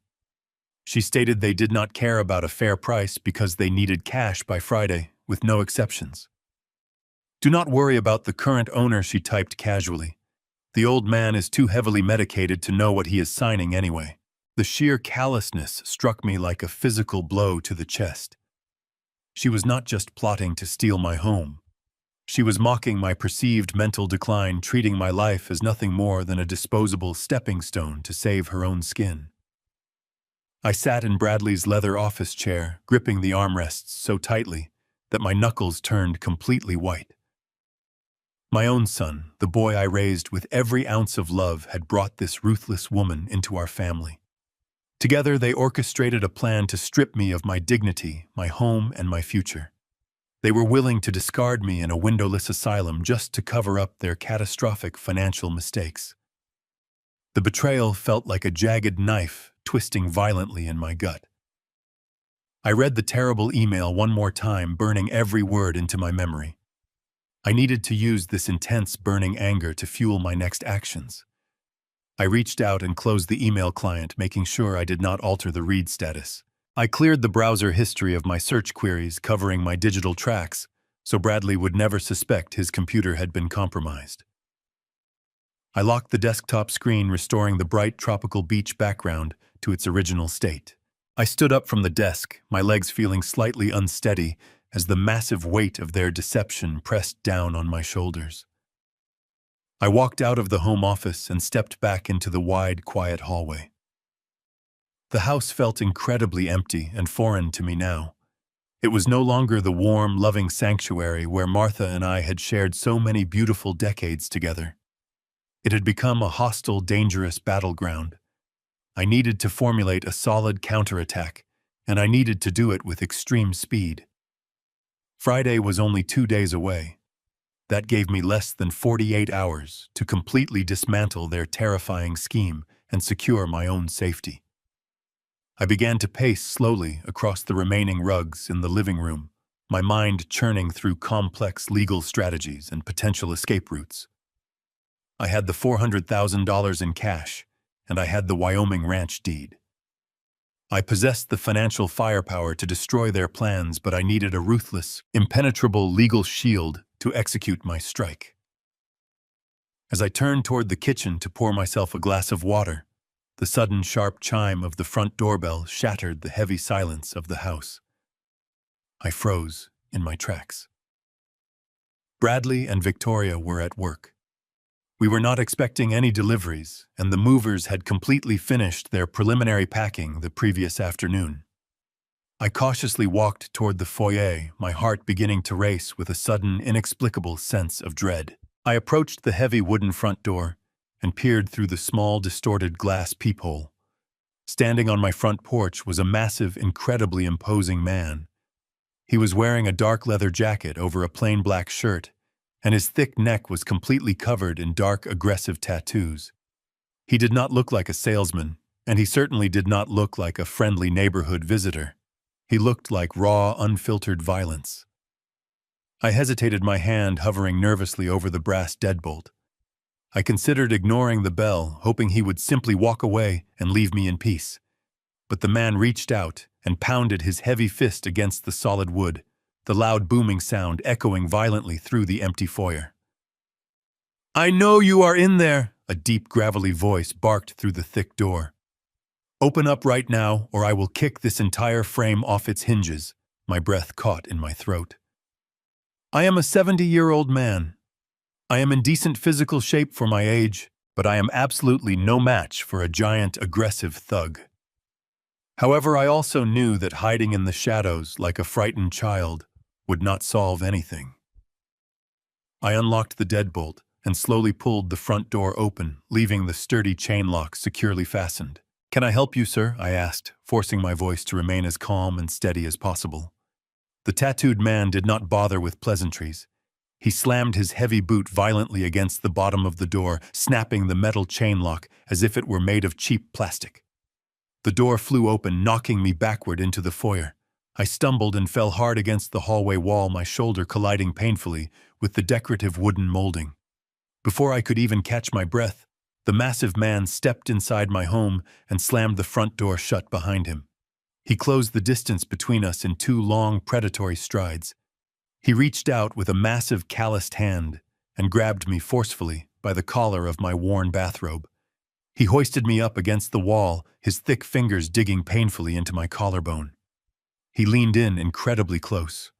I could smell the harsh, acrid scent of stale tobacco and cheap cologne radiating from his clothes. He did not care that I was an elderly, defenseless man. He looked at me with a cold, dead expression that sent a genuine spike of primal terror straight down my spine. "You must be Bradley's father," the man snarled, his deep voice vibrating with absolute terrifying menace. "You are going to deliver a very urgent message to your pathetic, cowardly son for me." I struggled to breathe, my toes barely touching the hardwood floor as he pinned me against the wall. "I do not know what you are talking about." I gasped out, my hands instinctively gripping his thick wrists. The man laughed, a harsh, grating sound that held absolutely no humor.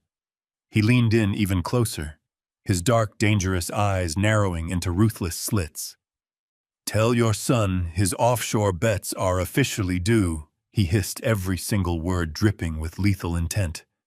He thought he could hide his catastrophic losses, but we own him. You tell him that if we do not get our $800,000 in raw cash by this Friday, we are coming back here.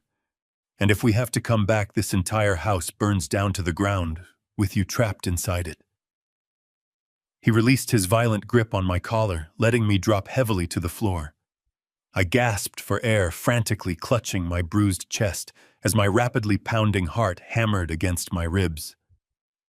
The huge man turned around, opened the heavy door, and walked out into the fading sunlight without looking back even once, leaving me completely alone with the terrifying reality of my bleak situation. I pulled myself up from the cold floor, aching from where the tattooed man slammed me against the wall. The terrifying reality of his threat lingered in the silent foyer like toxic gas. $800,000 by Friday, or the house would burn with me inside. The timeline was incredibly tight, and the danger was intensely physical. I knew I could not stay in Chicago for another night. If I confronted Bradley now, his cartel associates would silence me before I reached the authorities. I needed a fortress and an airtight legal weapon. I adjusted my torn bathrobe and walked back to my bedroom. I packed a small duffel bag and retrieved my heavy leather briefcase from the bottom drawer of my oak dresser. I needed an excuse to leave without raising suspicion. When Victoria and Bradley returned home from work that evening, I was sitting on my bed, staring blankly at a framed photograph of my late brother. I deliberately let my hands shake as they walked in. I looked up with tear-filled eyes and told them I had been thinking heavily about the nursing home. I said I was ready to accept my fate and move into the facility on Friday morning, but I had one desperate request. I told them I needed to take a bus down to Indiana to visit my older brother's grave to say a proper goodbye before I was locked away. Victoria did not hide her immense relief. She eagerly agreed, her eyes lighting up at the prospect of having me out of the house during the crucial days before the fraudulent sale. She pulled out her smartphone and booked me a cheap bus ticket for the very next morning. She told me to take all the time I needed, assuring me they would handle the packing. They thought they were sending a broken, heavily medicated old man on a pathetic final journey. They had no idea they were giving a seasoned engineer the exact window needed to orchestrate their destruction. The following morning, Victoria dropped me off at the downtown bus terminal. I hugged her goodbye, playing the part of the frail elder perfectly. I waited until her sedan disappeared into the city traffic. Then I walked directly to the taxi stand and ordered the driver to take me straight to the international airport. I bypassed the commercial counters and paid for a direct flight to Wyoming using a private credit card Martha and I kept for emergencies. I boarded the plane, gripping my leather briefcase tightly. As the aircraft climbed above the clouds, the heavy anxiety crushing me finally dissipated. Hours later, I stood on the edge of the massive property Martha secretly left me. The Wyoming air was crisp and clean, a stark contrast to the oppressive atmosphere of my suburban home. Stretching out before me were 5,000 acres of rolling plains framed by jagged mountains. I saw the heavy machinery of the Mineral Corporation working steadily on the horizon, pumping $50,000 a month into a secure trust my corrupt son knew nothing about. I took a deep breath, drawing strength from the vast landscape. I did not linger. I had less than 48 hours to execute my legal strike. I walked into the nearby town, a quiet community built around the local mineral industry. I headed straight for the address Martha had listed in her hidden documents. The office belonged to Harrison Wright, a highly respected corporate attorney who managed the complex land leases for the estate.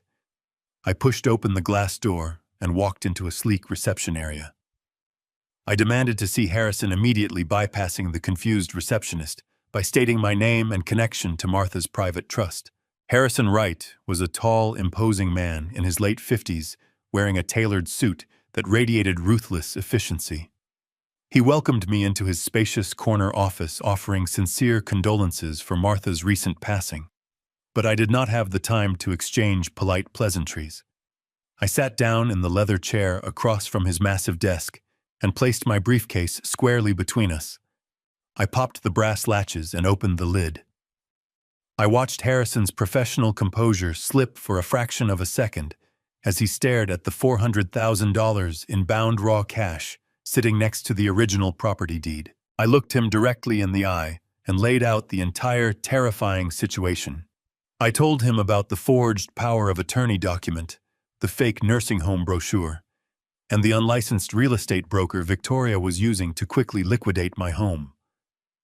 I explained the massive offshore debt my son accumulated and the violent cartel enforcer who threatened to burn my house to the ground by Friday.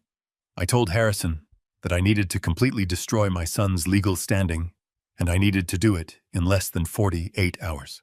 Harrison leaned back in his chair, pressing his fingertips together as he processed the complex legal warfare I was proposing. A sharp, predatory smile slowly spread across his face. He told me my son made a catastrophic error by assuming a forged document would grant him absolute power. Harrison moved with lethal speed. He called his senior paralegal into the office and began issuing rapid, precise instructions. We used a portion of the raw cash to immediately establish an invisible, heavily shielded corporate entity. We named the corporation Apex Holdings.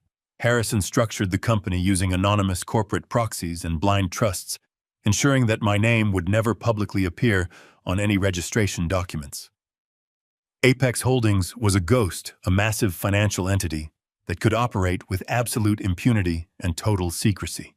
Once the corporate structure was firmly in place and legally registered with the state authorities, Harrison slid a fresh stack of dense legal transfer documents across the mahogany desk toward me. He handed me a heavy gold fountain pen. He explained that a power of attorney, even a fraudulently notarized one, only grants the proxy the ability to manage assets that are actively owned by the principal individual. If the principal individual no longer owns the asset, the proxy has absolutely nothing left to sell. I took the gold pen and pressed the nib against the thick parchment paper. Right there in his quiet, secure Wyoming office, I confidently signed my name, legally transferring the entire deed of my $1.2 million Chicago home completely out of my personal possession. I gifted the property directly into the impenetrable corporate vault of Apex Holdings. I set the pen down, feeling a profound, overwhelming sense of absolute victory wash over my tired bones. The heavy burden of grief and fear that had been slowly crushing my spirit for 3 weeks was instantly replaced by a cold, calculating sense of ultimate justice. The trap was now fully set, armed, and completely inescapable. I had successfully stripped them of the very last physical asset they desperately needed to survive. Bradley and Victoria were currently back in Chicago, aggressively negotiating with their shady broker, desperately trying to sell a massive house that I no longer legally own. The flight back to Chicago felt completely different from my desperate journey to Wyoming. I was no longer a terrified, grieving widower running blindly from a dangerous threat. I was a man returning to a battlefield with an impenetrable shield and a loaded weapon. My mind was razor-sharp, replaying every legal instruction Harrison Wright had given me. But the moment the taxi pulled up to my suburban driveway, I knew I had to completely bury the engineer and resurrect the broken old man. I let my shoulders sag heavily. I slowed my breathing, dragging my feet across the concrete walkway. When I opened the front door, the house was eerily silent. Most of my belongings were already packed away in sterile cardboard boxes, stacked high against the living room walls. Bradley and Victoria had wasted absolutely no time preparing the property for the new buyers. They were sitting at the kitchen island, huddled over a laptop, but they immediately jumped up when they heard the heavy door click shut. Victoria rushed over to greet me, her face plastered with that familiar, sickeningly sweet mask of artificial empathy. She gently took my small duffel bag from my hands, treating me as if my bones were made of fragile glass. She asked me how the trip to my brother's grave went, tilting her head to simulate profound compassion. I kept my gaze fixed firmly on the floorboards, forcing my voice to tremble just enough to sound thoroughly exhausted. I told her the journey had taken a massive toll on my fragile heart. I muttered something incoherent about how much I missed Martha, rubbing my eyes to feign a wave of overwhelming lethargy. Bradley stepped into the hallway, his arms crossed over his chest, his eyes scanning my face to verify that the toxic modified pills he thought I was taking were still doing their intended job. I gave him a weak, vacant nod, playing the heavily medicated victim to absolute perfection. "You look incredibly tired, Dad," Bradley said softly, guiding me by the elbow toward the empty living room. "You should really go lie down and get some rest. But before you go to sleep, we just need you to handle one tiny piece of administrative paperwork. The real estate broker found a wonderful family who wants to buy the house, and we are closing the deal tomorrow morning. We just need your final official consent to push the sale through." Victoria smoothly pulled a thick stack of stapled documents from her sleek leather portfolio. She placed a heavy brass pen on top of the papers and slid them gently across the glass coffee table. I stared down at the bold black letters printing the words, "Consent to sell real estate property." My heart hammered against my ribs, but this time it was not out of fear. It was out of pure, unadulterated irony. They were incredibly eager to sell $1 million asset that had already been securely locked inside a Wyoming corporate vault 24 hours ago. I reached out for the brass pen, intentionally letting my fingers shake uncontrollably. I gripped the cool metal, hovering the nib over the designated signature line. I looked up at Victoria and Bradley, my eyes wide and pleading, perfectly simulating the terror of a confused elder signing his life away. Victoria offered a reassuring maternal nod. I pressed the pen to the paper. Instead of my usual precise, structured signature, I deliberately crafted a messy, jagged, barely legible scrawl. I let the pen slip slightly at the end, creating a clumsy streak of dark blue ink across the bottom of the page. It looked exactly like the desperate, uncoordinated signature of a man whose mind was completely failing him. Bradley quickly snatched the document off the glass table the very second I lifted the pen. He could not even hide the flash of greedy triumph that instantly illuminated his face. He checked the messy signature, exchanged a highly satisfied glance with Victoria, and carefully tucked the legal papers back into her leather portfolio. They both let out a synchronized breath of profound relief. The major hurdle was cleared. They honestly believed they were going to be multi-millionaires by tomorrow afternoon. I slowly pushed myself up from the sofa, groaning softly, and began my pathetic, dragging shuffle down the hallway toward my master bedroom. I closed my door, but I did not latch it completely. I left a tiny microscopic crack open so I could hear the immediate aftermath of my performance. Faint, muffled sounds drifted down the quiet corridor. I heard the distinct sharp pop of a wine cork being pulled from a bottle. I heard the soft clinking of crystal glasses in the kitchen. They were actively celebrating their victory. They were drinking expensive wine, toasting to their impending wealth, completely oblivious to the massive, inescapable trap that was already tightly closed around their ankles. I waited for an entire hour. I sat perfectly still in the dark, waiting for the house to grow completely silent. I knew they would eventually retreat to the upstairs guest room to finalize their tropical escape plans. When I finally heard their bedroom door click shut on the second floor, I moved. I opened my duffel bag and pulled out a small, highly advanced micro-audio recorder I had purchased from a specialized electronics store in Wyoming. As an engineer, I always appreciated reliable, high-quality technology. The tiny device was no bigger than a standard coin, equipped with a powerful long-range directional microphone and a secure Bluetooth transmitter. I slipped out of my bedroom and crept silently back into the dark, empty living room. The moonlight cast long shadows over the stacks of moving boxes. I crawled on my hands and knees across the bare floorboards, making absolutely no sound. I reached the glass coffee table where I had just signed my fake consent forms. I reached underneath the heavy wooden base of the table, found a hidden recessed groove, and firmly pressed the adhesive side of the extremely small recording device against the wood. It was perfectly concealed, totally invisible from any normal standing or sitting angle in the room. I quickly retreated to my bedroom, locked the door securely, and sat down heavily on the edge of my mattress. I pulled the sleek wireless Bluetooth receiver from my pocket and placed the small earpiece deeply into my right ear. The technology was flawless. The connection was established instantly, completely free of any static or interference. The digital clock on my bedside table glowed a harsh, bright red in the darkness. It was exactly 2 in the morning. I stared at the numbers, feeling a cold, intense wave of anticipation washing over my entire body.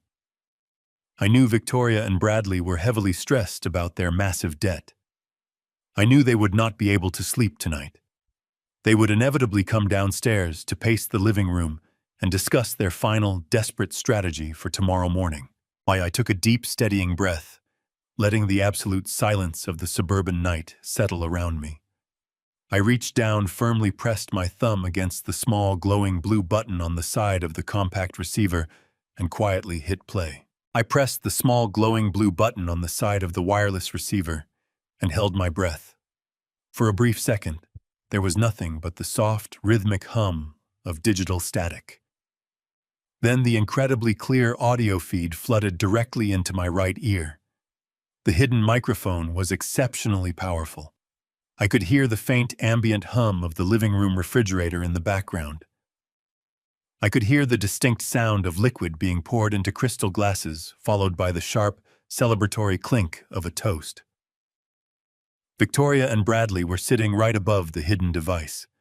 Their voices were so sharp and immediate that they might as well have been sitting on the edge of my mattress. "I honestly cannot believe we actually pulled this off," Bradley said, his voice thick with a mixture of profound relief and arrogant triumph.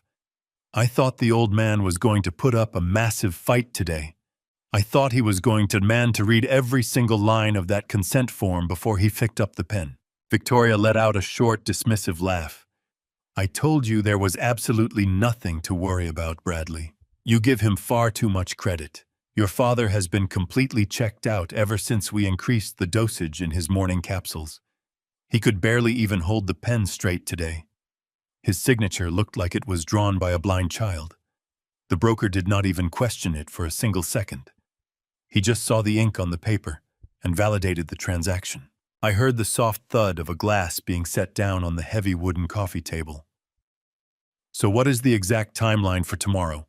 Bradley asked, his tone shifting into a sharp, businesslike cadence.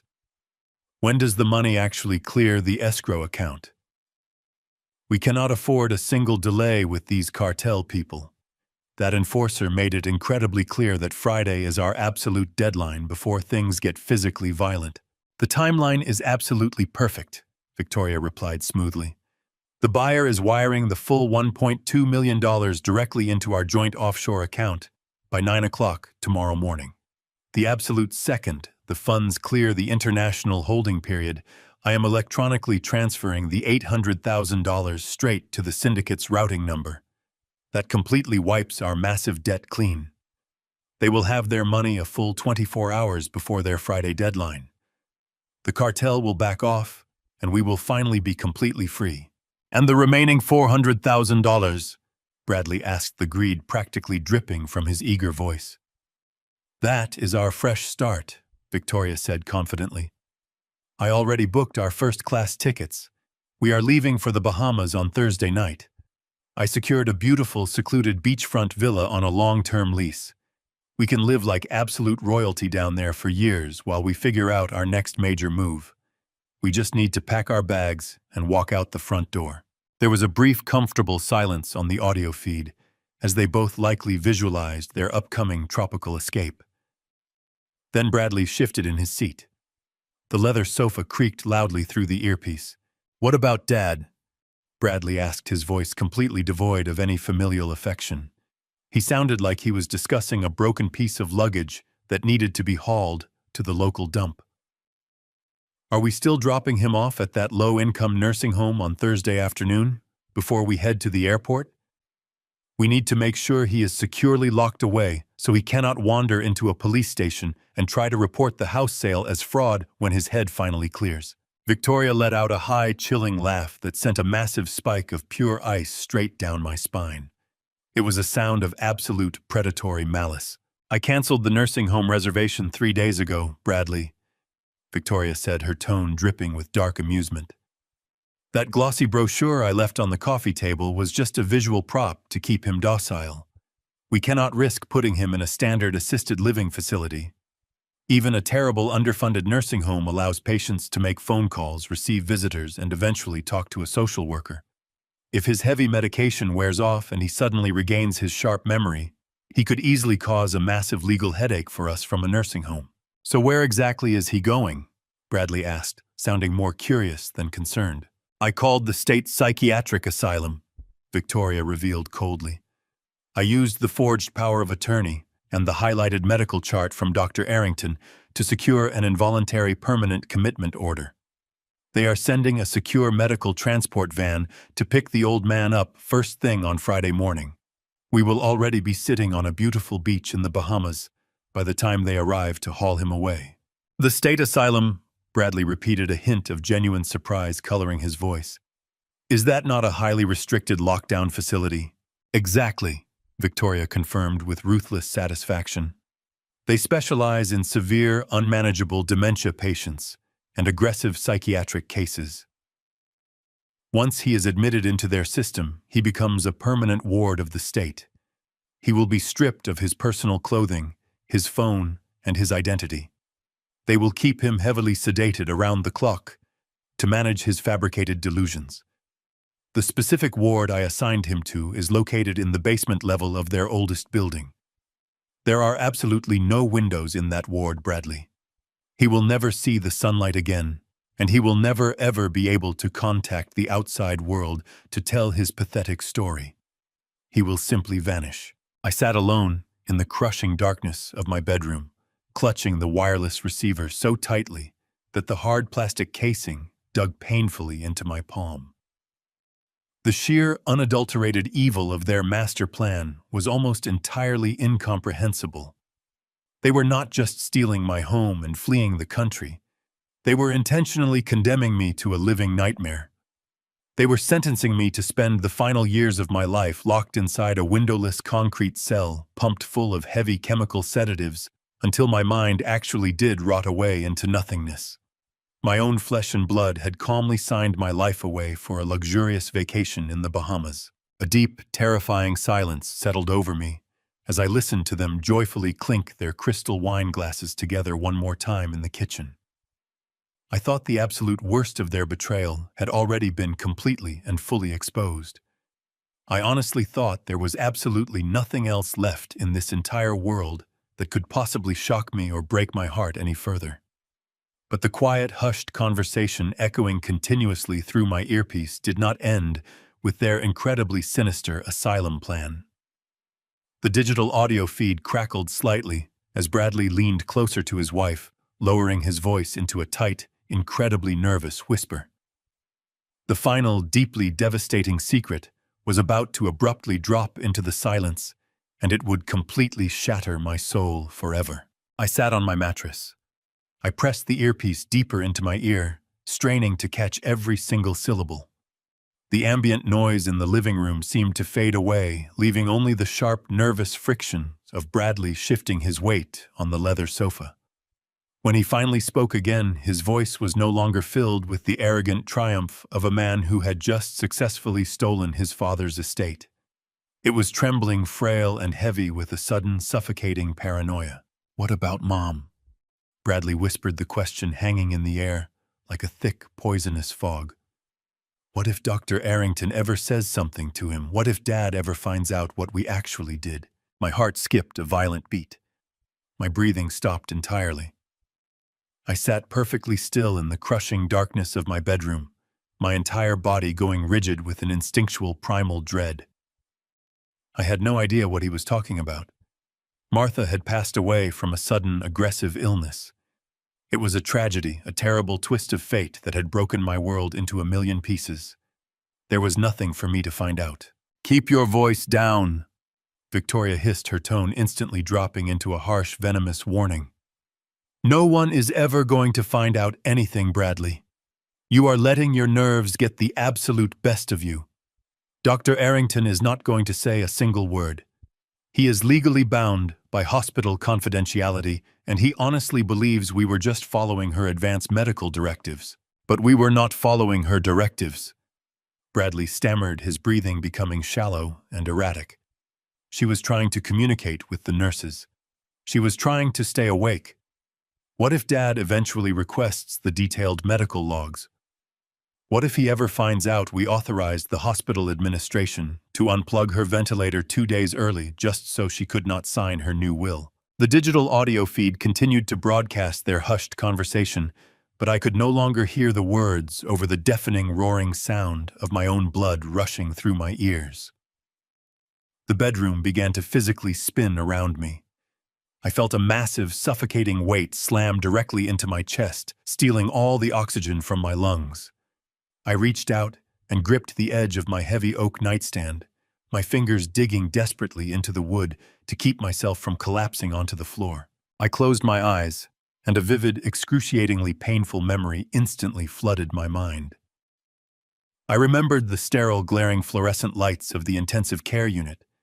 I remembered sitting beside Martha's hospital bed, holding her frail, cold hand for hours on end. She had been weak, fighting a massive infection that ravaged her body, but she had been fighting. I remembered the exact moment the attending physician had pulled me aside in the quiet hallway. He had looked at me with deep sympathy and told me that her organs were completely failing, that keeping her on the mechanical ventilator was only prolonging her profound suffering. I had trusted that medical assessment completely. I had wept uncontrollably, believing that letting her go was the final merciful act of a loving husband. I remember the cold chill of the hospital room as I held her hand one last time, begging her for forgiveness for not being able to save her from the pain. I had kissed her forehead, told her how much I loved her, and stood by in absolute agony as the nurses silenced the machines and allowed her to slip away into the dark. But that was a lie. It was all a massive, carefully orchestrated, sickening lie. She was going to change her estate planning, Bradley, Victoria said, her voice completely devoid of any human soul. She told me her lawyer was coming to the hospital on Thursday morning to draft a new living trust. She was going to lock the majority of her liquid assets into a secure generation skipping fund for any future grandchildren. She was going to completely cut off our direct access to the primary inheritance accounts. We could not afford to let that happen. We needed that upfront capital to satisfy the first round of offshore margin calls. If she had signed those new documents, we would have been completely ruined. I know.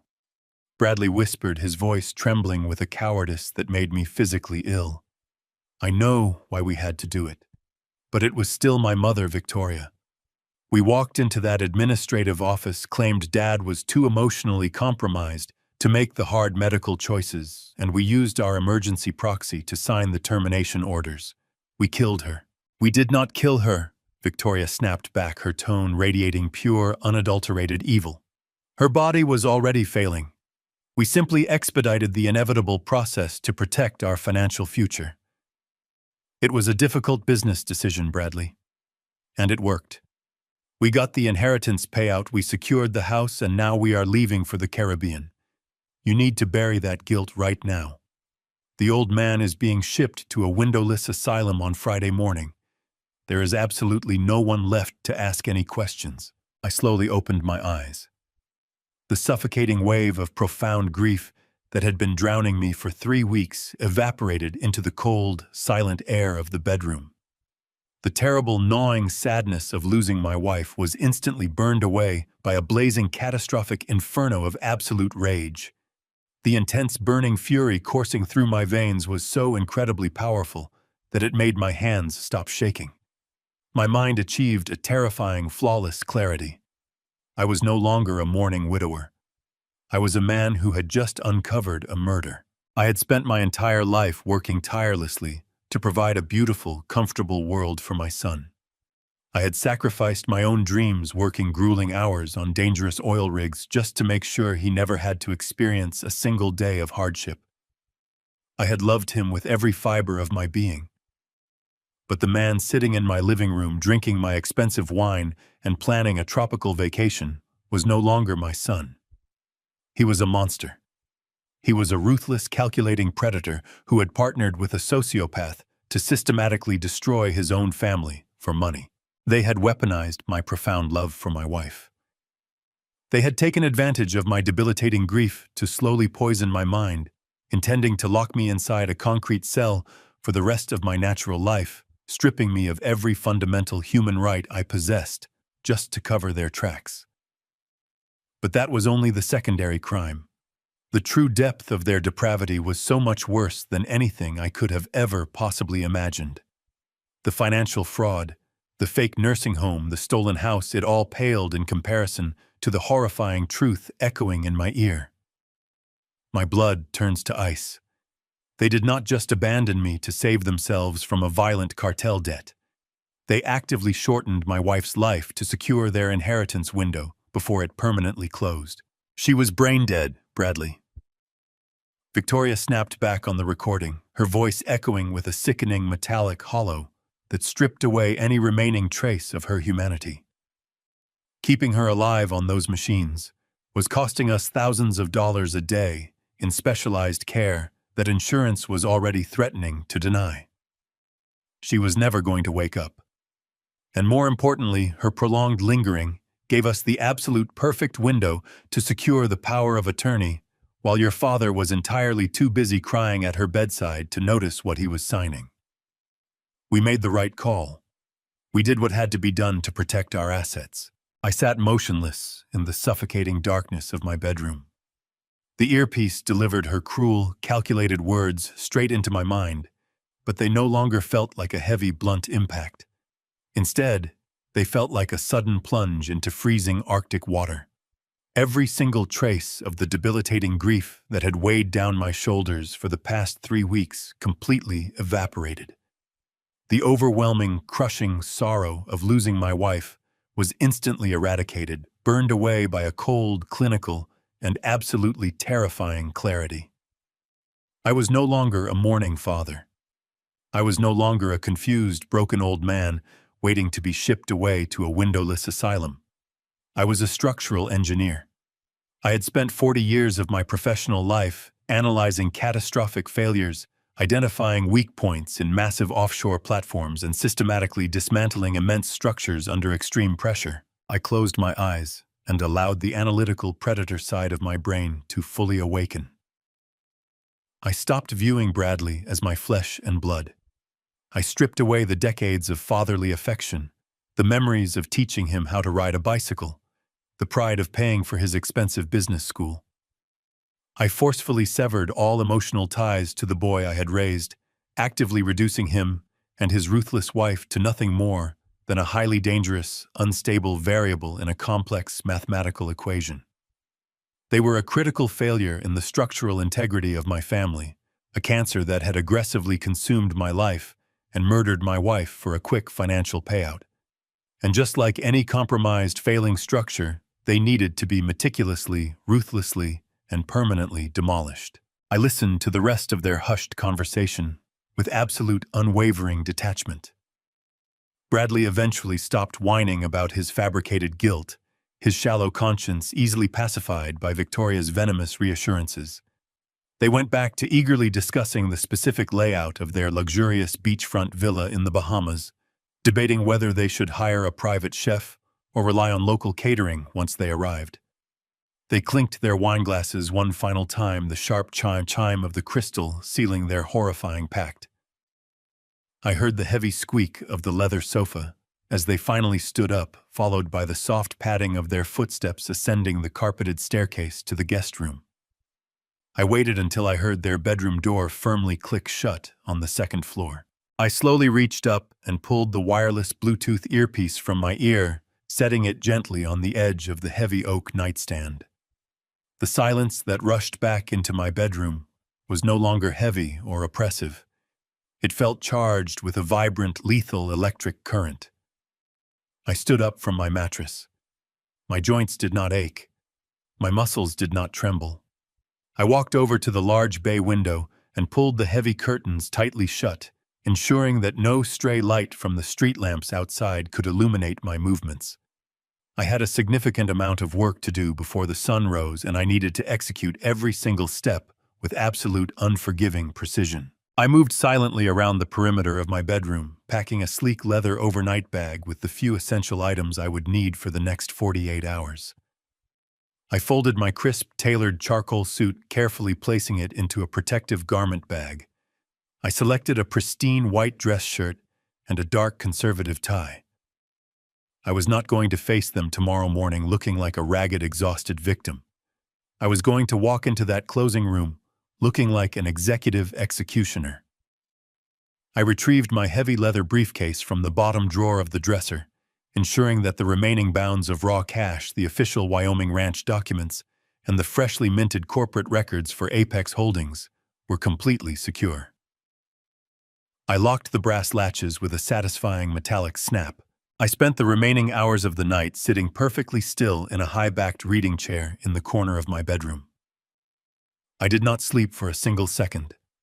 I mentally rehearsed the upcoming confrontation, calculating every possible variable, anticipating every potential reaction from my corrupt son and his treacherous wife. I mapped out the exact timing of Harrison Wright's arrival, the strategic positioning of the federal agents, and the precise moment I would drop the heavy, inescapable hammer on their entire existence. I was going to rip their glamorous, deceitful lives apart, piece by piece, dollar by dollar, until there was absolutely nothing left but the terrifying realization of their own catastrophic failure.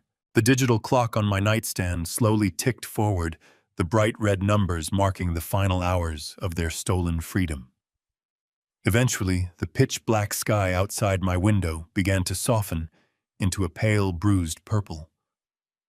The quiet suburban neighborhood slowly woke up, completely oblivious to the massive life-altering explosion that was about to detonate. I heard the heavy rhythmic thud of footsteps moving around on the second floor. The shower in the guest bathroom clicked on the water, rushing loudly through the pipes behind the walls. Bradley and Victoria were awake. I remained perfectly hidden in the shadows of my locked bedroom, listening as they confidently prepared for the most important day of their miserable lives. I could smell the rich scent of freshly brewed coffee drifting down the long hallway. I heard Victoria humming a cheerful melody as she moved around the kitchen island. They were entirely ignorant of the massive trap that was already tightly closed around their necks. They honestly believed that today they would collect their stolen millions, pay off the violent cartel enforcer, and board a first-class flight to a tropical paradise while I rotted away in a dark concrete cell. The heavy front door clicked open and slammed shut. I peeked through the narrow slit in my bedroom blinds. The morning sun was bright and clear. Bradley and Victoria were striding confidently down the concrete driveway. They were both dressed impeccably in sharp, tailored designer suits carrying sleek leather portfolios, their faces radiating an aura of absolute arrogance. They climbed into their luxury sedan and backed out into the street, heading straight to the real estate broker's office to collect their final massive payout. The moment their car turned the corner and disappeared from view, I grabbed my things, stepped out into the hallway, and prepared to follow them. It was closing day, and I was going to make absolutely certain that the final door closed directly on them. I stepped out of the dark shadows of my home and walked down the quiet suburban street to where I had parked my rental car the night before. I slid into the driver's seat and started the engine. I kept a safe, deliberate distance behind Bradley and Victoria as their luxury sedan navigated the early morning commute toward the bustling city. The drive took just under an hour, but to me it felt like an eternity suspended in pure, unadulterated adrenaline. I watched their vehicle weave effortlessly through the dense Chicago traffic, moving closer and closer to the downtown financial district. My hands rested steadily on the steering wheel. I did not feel any lingering sorrow. I did not feel the crushing, suffocating weight of a father about to destroy his only child. The man driving this car was a structural engineer actively preparing a controlled, devastating demolition. I thought about Martha.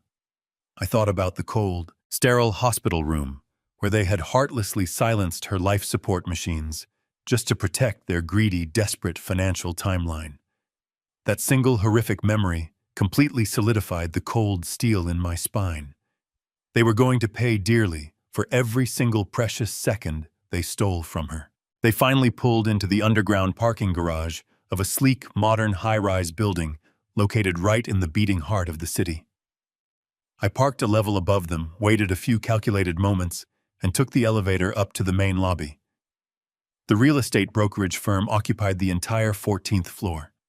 It was an incredibly ostentatious office clearly designed to project immense wealth and success to high-net-worth clients. The walls were lined with abstract modern art, and the floors were polished white marble that brilliantly reflected the bright morning sunlight streaming through the massive floor-to-ceiling windows. I stepped off the elevator and stood quietly near a large decorative potted plant, observing the main reception area from a secure, safe distance. Through the thick glass walls of the primary conference room, I could clearly see Bradley and Victoria. They were sitting side by side at a massive mahogany table. Victoria was nervously crossing and uncrossing her legs, her stylish high heel tapping rapidly against the thick carpet. Bradley was constantly checking his expensive gold wristwatch, his face a tight mask of barely contained frantic anticipation. They were eagerly waiting for the anonymous buyer to walk through that heavy glass door and hand them a certified cashier check for $1.2 million. They honestly, truly believed their terrifying nightmare was over forever. I pulled my smartphone from my inner jacket pocket and checked the digital time. It was exactly 8:45 in the morning. The official closing was scheduled for 9. I looked toward the main elevator bank at the far end of the expansive marble lobby. The polished metal doors slid open with a soft, melodic chime. Harrison Wright stepped out into the bright hallway. He was wearing an impeccably tailored navy blue suit, holding his sleek leather briefcase firmly in his right hand. He looked like an apex predator entering a shallow pool filled with incredibly vulnerable prey. He spotted me immediately and offered a sharp, curt nod of silent acknowledgement. We had spent the last 48 hours aggressively coordinating this exact moment down to the very last second. He had contacted the appropriate federal authorities the very moment he secured the legal transfer of my property into the impenetrable Wyoming corporate vault. We had provided them with undeniable, concrete proof of the forged power of attorney, the attempted wire fraud, and the ongoing malicious conspiracy to sell a stolen high-value asset across state lines.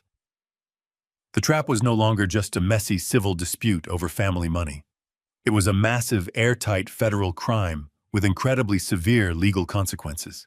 I took a deep, fortifying breath and smoothed the crisp lapels of my dark charcoal suit. I adjusted my silk tie, ensuring my physical posture was absolutely rigid and commanding. I was no longer the hunched, shuffling, heavily medicated victim they had left behind in the kitchen just 2 hours ago. I walked out from behind the decorative plant and strode purposefully across the gleaming white marble floor. My polished dress shoes clicked sharply against the stone, creating a steady rhythmic march toward justice. I approached the clear glass-walled conference room with unwavering determination. The young, unlicensed real estate broker was sitting at the head of the long table, hastily organizing a thick stack of final closing documents. Bradley and Victoria were leaning forward in their plush seats, their eager eyes fixed hungrily on the frosted glass door, completely ready to welcome the wealthy buyer who was about to miraculously save their lives. I reached out and firmly grasped the heavy stainless steel handle. I turned the handle slowly and pushed the thick door wide open. The heavy glass swung inward with a smooth, silent glide. I stepped confidently into the bright conference room and let the heavy door slowly close behind me with a soft, definitive click. The sudden violent shift in the room's atmosphere was instantaneous and absolutely palpable. The polite, welcoming, perfectly rehearsed smile on Victoria's face completely shattered the very second her dark eyes landed on my tailored suit. Bradley physically jumped in his leather chair, a loud, sharp gasp escaping his throat, as if all the oxygen had been violently punched directly out of his lungs. They stared at me in total, unadulterated horror. They were looking at a ghost. They were looking at the frail, heavily medicated old man they firmly believed they had securely locked away in a suburban kitchen, completely unaware that he had just transformed into their absolute worst nightmare.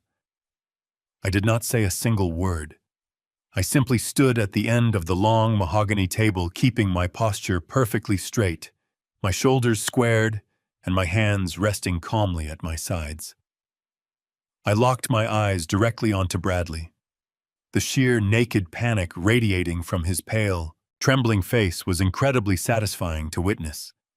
He opened his mouth to speak, to stammer out some pathetic, fabricated excuse for why I was standing there, but his vocal cords completely failed him. The profound, suffocating silence in the room was entirely deafening. The unlicensed broker looked back and forth between us, entirely confused by the sudden, terrifying tension that had just hijacked his highly lucrative morning. I watched Victoria slowly reach into her designer purse, her shaking fingers frantically searching for her cell phone, realizing that their brilliant, flawless escape plan had just encountered a massive, catastrophic failure. She was desperately looking for a quick, invisible way out of the terrifying situation they had so carelessly created for themselves. But there was absolutely no escape from the relentless, crushing gravity of their horrifying crimes. I held my gaze steady, letting them drown completely in their own sudden, overwhelming terror. And then, the heavy stainless steel handle of the conference room door turned for a second time. Right behind me stood Harrison Wright, holding a sleek leather briefcase flanked by two fully armed federal agents. The glass door clicked shut behind the federal agents, sealing the room like a vault. Bradley remained frozen in his expensive leather chair, his jaw hanging slightly open as his mind desperately struggled to process the impossible scene. He looked from me to the federal agents and back to me, his chest heaving with shallow breaths. He tried to speak, but the words caught in his throat, coming out as a stammer. He raised his trembling hands, gesturing wildly toward the briefcase resting on the mahogany table. He asked what was going on, his voice cracking under his sudden panic. He looked at Victoria silently, begging her to deploy a manipulative lie, but she was completely paralyzed. The arrogant aura she possessed just 10 minutes ago had entirely evaporated, leaving behind nothing but raw terror. The unlicensed real estate broker pushed his chair back violently, the metal legs scraping loudly against the polished floor. He held his hands up in absolute surrender, rapidly muttering that he had no idea what was happening and was just an independent contractor. He swore he knew absolutely nothing about any underlying criminal activity. Harrison Wright ignored the panicking broker entirely. He walked with a calm, predatory grace toward the head of the long conference table, his polished dress shoes silent on the thick carpet. He placed his sleek leather briefcase down on the smooth mahogany surface and popped the brass latches with a sharp snap. He reached inside and pulled out a thick, meticulously organized legal file. He did not look at Bradley or Victoria with anger. He looked at them with the cold, clinical detachment of an exterminator examining a severe pest problem. He tossed the heavy file onto the center of the table. The thick stack of papers slid across the polished wood, stopping mere inches from Victoria's trembling hands. Harrison adjusted his tailored suit jacket and cleared his throat, commanding the absolute attention of every single person in the room. He spoke with a deep, resonant voice that carried the undeniable weight of absolute legal authority. "Allow me to formally introduce my client," he began, gesturing respectfully toward me. "You may know him as your father, but in the professional financial sector, he is recognized as the sole proprietor and acting chief executive officer of Apex Holdings." Bradley stared at Harrison in profound confusion, his brow deeply furrowed as his panicked brain desperately tried to connect the dots. He repeated the name Apex Holdings out loud, the unfamiliar corporate title tasting like ash in his mouth. Victoria swallowed hard, her dark eyes darting frantically toward the heavy file resting on the table. Harrison offered them a sharp, humorless smile. He calmly explained that Apex Holdings was a privately managed investment firm with a significant amount of liquid capital available for immediate deployment. He stated that earlier this week, Apex Holdings utilized its corporate channels to reach out to a specific, unregulated offshore lending entity. Harrison leaned forward, placing both of his hands flat on the mahogany table. "Apex Holdings just legally purchased your delinquent $800,000 debt directly from the underground syndicate via secure corporate channels," he announced, letting the sheer magnitude of his words hang heavily in the silent room. We bought your paper at a premium to ensure a rapid, unquestioned transfer of financial liability. The dangerous men who were threatening to burn you alive are no longer looking for you. You no longer owe them a single dime. For a brief, agonizingly stupid second, a profound wave of relief washed over Bradley's pale face. He actually believed that I had intervened to save his miserable life. He thought that the pathetic, forgiving father he had constantly manipulated had rushed in at the very last minute to financially rescue him from his catastrophic mistakes. He let out a long, shaky breath and looked up at me with fresh tears welling in his cowardly eyes. But Harrison Wright was not finished delivering the devastating sequence of perfectly timed explosions. He reached out and tapped his index finger sharply against the top page of the legal file. However, Harrison continued, his tone dropping into a lethal, icy register. Because Apex Holdings absorbed your financial liability, we are now your sole exclusive creditors, and unfortunately, we demand immediate total repayment in full. Victoria finally found her voice, though it sounded like dry leaves. She pointed a shaking finger at the closing documents spread across the table. She aggressively stated that they were closing on the house right now, and they would securely have the cash to pay the debt in less than an hour. Harrison let out a short, sharp laugh that lacked any warmth. He shook his head slowly, looking at Victoria with genuine, unadulterated pity. That is where you have encountered a massive, insurmountable legal dilemma, he said smoothly. You see, you cannot legally sell a property that you do not actually own. Victoria's face instantly went completely pale. All the blood drained from her cheeks, leaving her looking physically ill.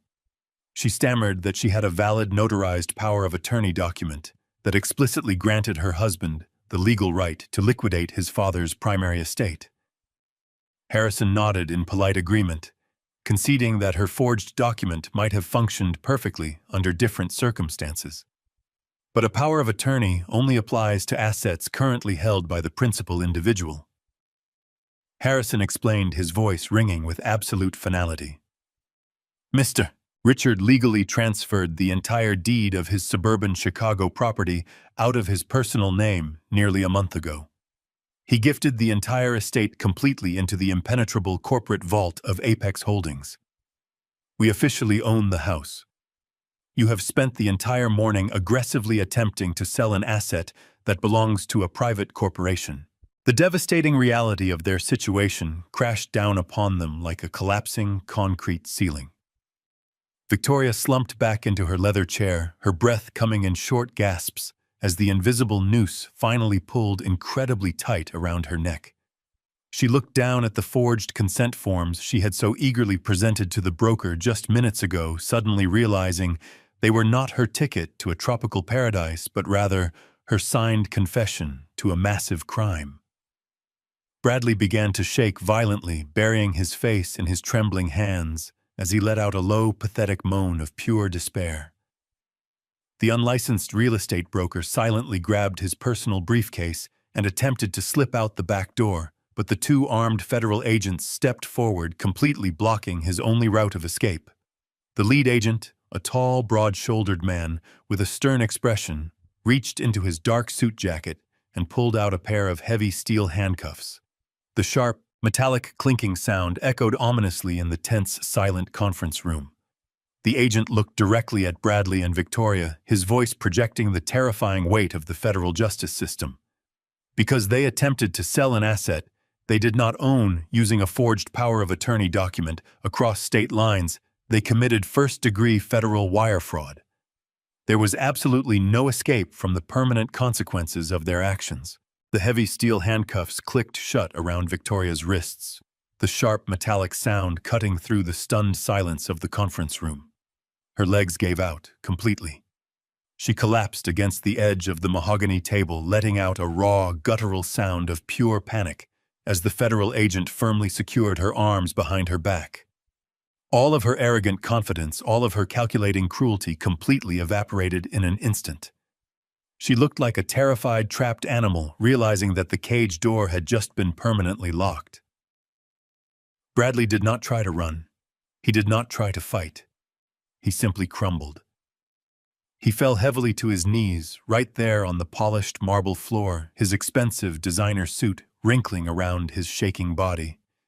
He buried his face in his hands, his shoulders shaking violently as deep, pathetic sobs tore through his chest. The reality of his absolute destruction had finally broken his mind. He looked up at me, his face streaked with hot tears, his eyes wide with a desperate, pleading terror. Dad, Bradley cried out, his voice cracking into a high, hysterical pitch. "I am so sorry. Please, you have to stop this. You cannot do this to us. I am your son." I looked down at the man kneeling on the floor. I searched my heart for a single ounce of pity, for any lingering trace of a father's protective instinct. I found absolutely nothing but cold, hardened steel. My voice was completely devoid of any emotion when I finally answered him. "This house stopped being yours a month ago," I said, every word landing like a heavy final blow.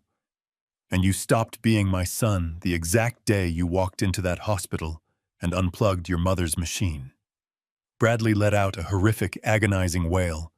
He knew in that precise moment that I had heard the audio recording. He knew that his darkest, most unforgivable sin had been completely exposed to the light. The second federal agent hauled him roughly to his feet, securing his wrists tightly in cold steel. Bradley tried to reach out toward me, begging for a mercy he absolutely did not deserve, but the agents firmly dragged him backward. Victoria was weeping uncontrollably, her makeup running down her pale cheeks in dark streaks as she was marched out of the glass doors. I stood perfectly still, watching them being paraded away through the crowded real estate lobby in handcuffs. The unlicensed broker sat frozen in his chair, completely paralyzed by the sheer magnitude of the federal raid that had just destroyed his incredibly lucrative morning. He looked down at his trembling hands, entirely aware that his own illegal business practices were about to be heavily scrutinized by the authorities. The receptionist in the outer hallway gasped out loud, dropping a stack of pristine white papers onto the floor as the agents physically pushed Bradley and Victoria toward the main elevator bank. Everyone in the luxurious office building was staring at them, their glamorous lives officially over in a single devastating heartbeat. They were utterly humiliated in front of their wealthy peers, completely stripped of the arrogant facade they had worn for years. Harrison Wright stood quietly beside me, patiently packing his heavy legal files back into his sleek leather briefcase. He closed the brass latches with a solid, definitive snap, offering me a silent nod of profound mutual respect. We walked out of the conference room together, leaving the terrified broker behind us.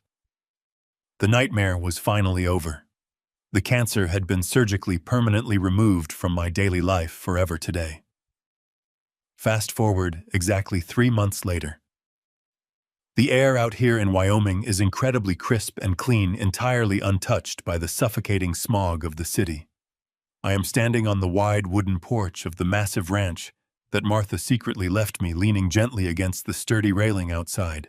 The morning sun is just beginning to rise over the jagged mountain peaks, casting a brilliant golden glow across the 5,000 acres of lush green plains stretching out as far as my eyes can see. In the distance, a small herd of wild horses grazes peacefully near a winding river. The heavy machinery of the Mineral Corporation continues its steady, rhythmic work on the horizon, quietly securing my financial independence. I do not feel lonely out here in this vast open space. I feel a profound, overwhelming sense of absolute freedom.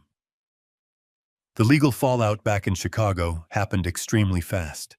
It was incredibly swift and absolutely devastating for them. Bradley and Victoria are currently sitting in federal holding facilities awaiting a criminal trial that will inevitably sentence them to decades in a maximum security prison. They tried to plead for leniency, but the audio recordings and the paper trail of their massive offshore debts provided the prosecution with an airtight, inescapable case. The underground cartel enforcer who threatened my life was swept up in a massive federal raid orchestrated by the authorities using the intelligence Harrison gathered. The dangerous syndicate was completely dismantled, removing the final lingering threat permanently from my existence. As for the massive house in the Chicago suburbs, I decided I never wanted to step foot inside those walls ever again. The memories there had been too deeply tainted by their greed and betrayal.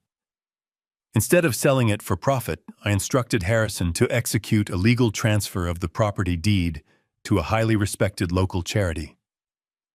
The sprawling 5-bedroom home has now been entirely renovated and officially converted into a free full-time medical clinic and safe haven for elderly individuals who have been abandoned or abused by their own families.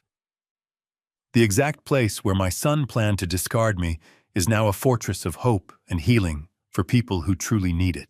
It felt like the perfect ultimate victory over his dark intentions. I take a slow, deep sip of my hot black coffee, letting the rich, bitter taste ground me in the present moment. I look up at the wide, endless blue sky, watching a solitary hawk circle effortlessly on the morning thermal currents. A gentle, cooling breeze sweeps across the porch, rustling the leaves of the old oak tree standing near the front wooden steps. I close my eyes, letting the quiet peace of the ranch wash over my tired soul. For the first time since that terrible day in the hospital, the crushing weight of grief is completely gone. I do not feel broken anymore. I feel completely whole. I smile knowing that I honored her remarkable legacy by protecting myself and delivering the ultimate justice. I take another breath of the fresh mountain air, and for the very first time in months, I can actually feel Martha standing right beside me.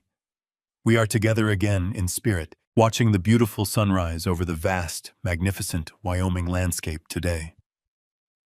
I know she is incredibly proud of the difficult choices I made to defend our family honor. The long, painful chapter of betrayal is finally closed forever. A brand new, profoundly peaceful chapter of my life has officially begun, and I am fully ready to embrace it now. Blood does not guarantee loyalty, and love should never blind you to the truth. When you spend your entire life sacrificing for your family, it is easily possible to ignore the obvious red flags of extreme entitlement and pure greed. But true wisdom comes with age and the profound realization that trust must be earned, not blindly given. Evil often wears the familiar face of the very people we care for the absolute most. Do not let sentimentality make you a helpless victim. Stand up, protect your legacy, and never let those who betray you dictate your final chapter today. If Richard's story of betrayal and ultimate justice kept you on the edge of your seat, please hit that subscribe button right now. Drop a comment below and tell me how you would have handled Bradley and Victoria. Let us talk about it in the comments. See you very soon.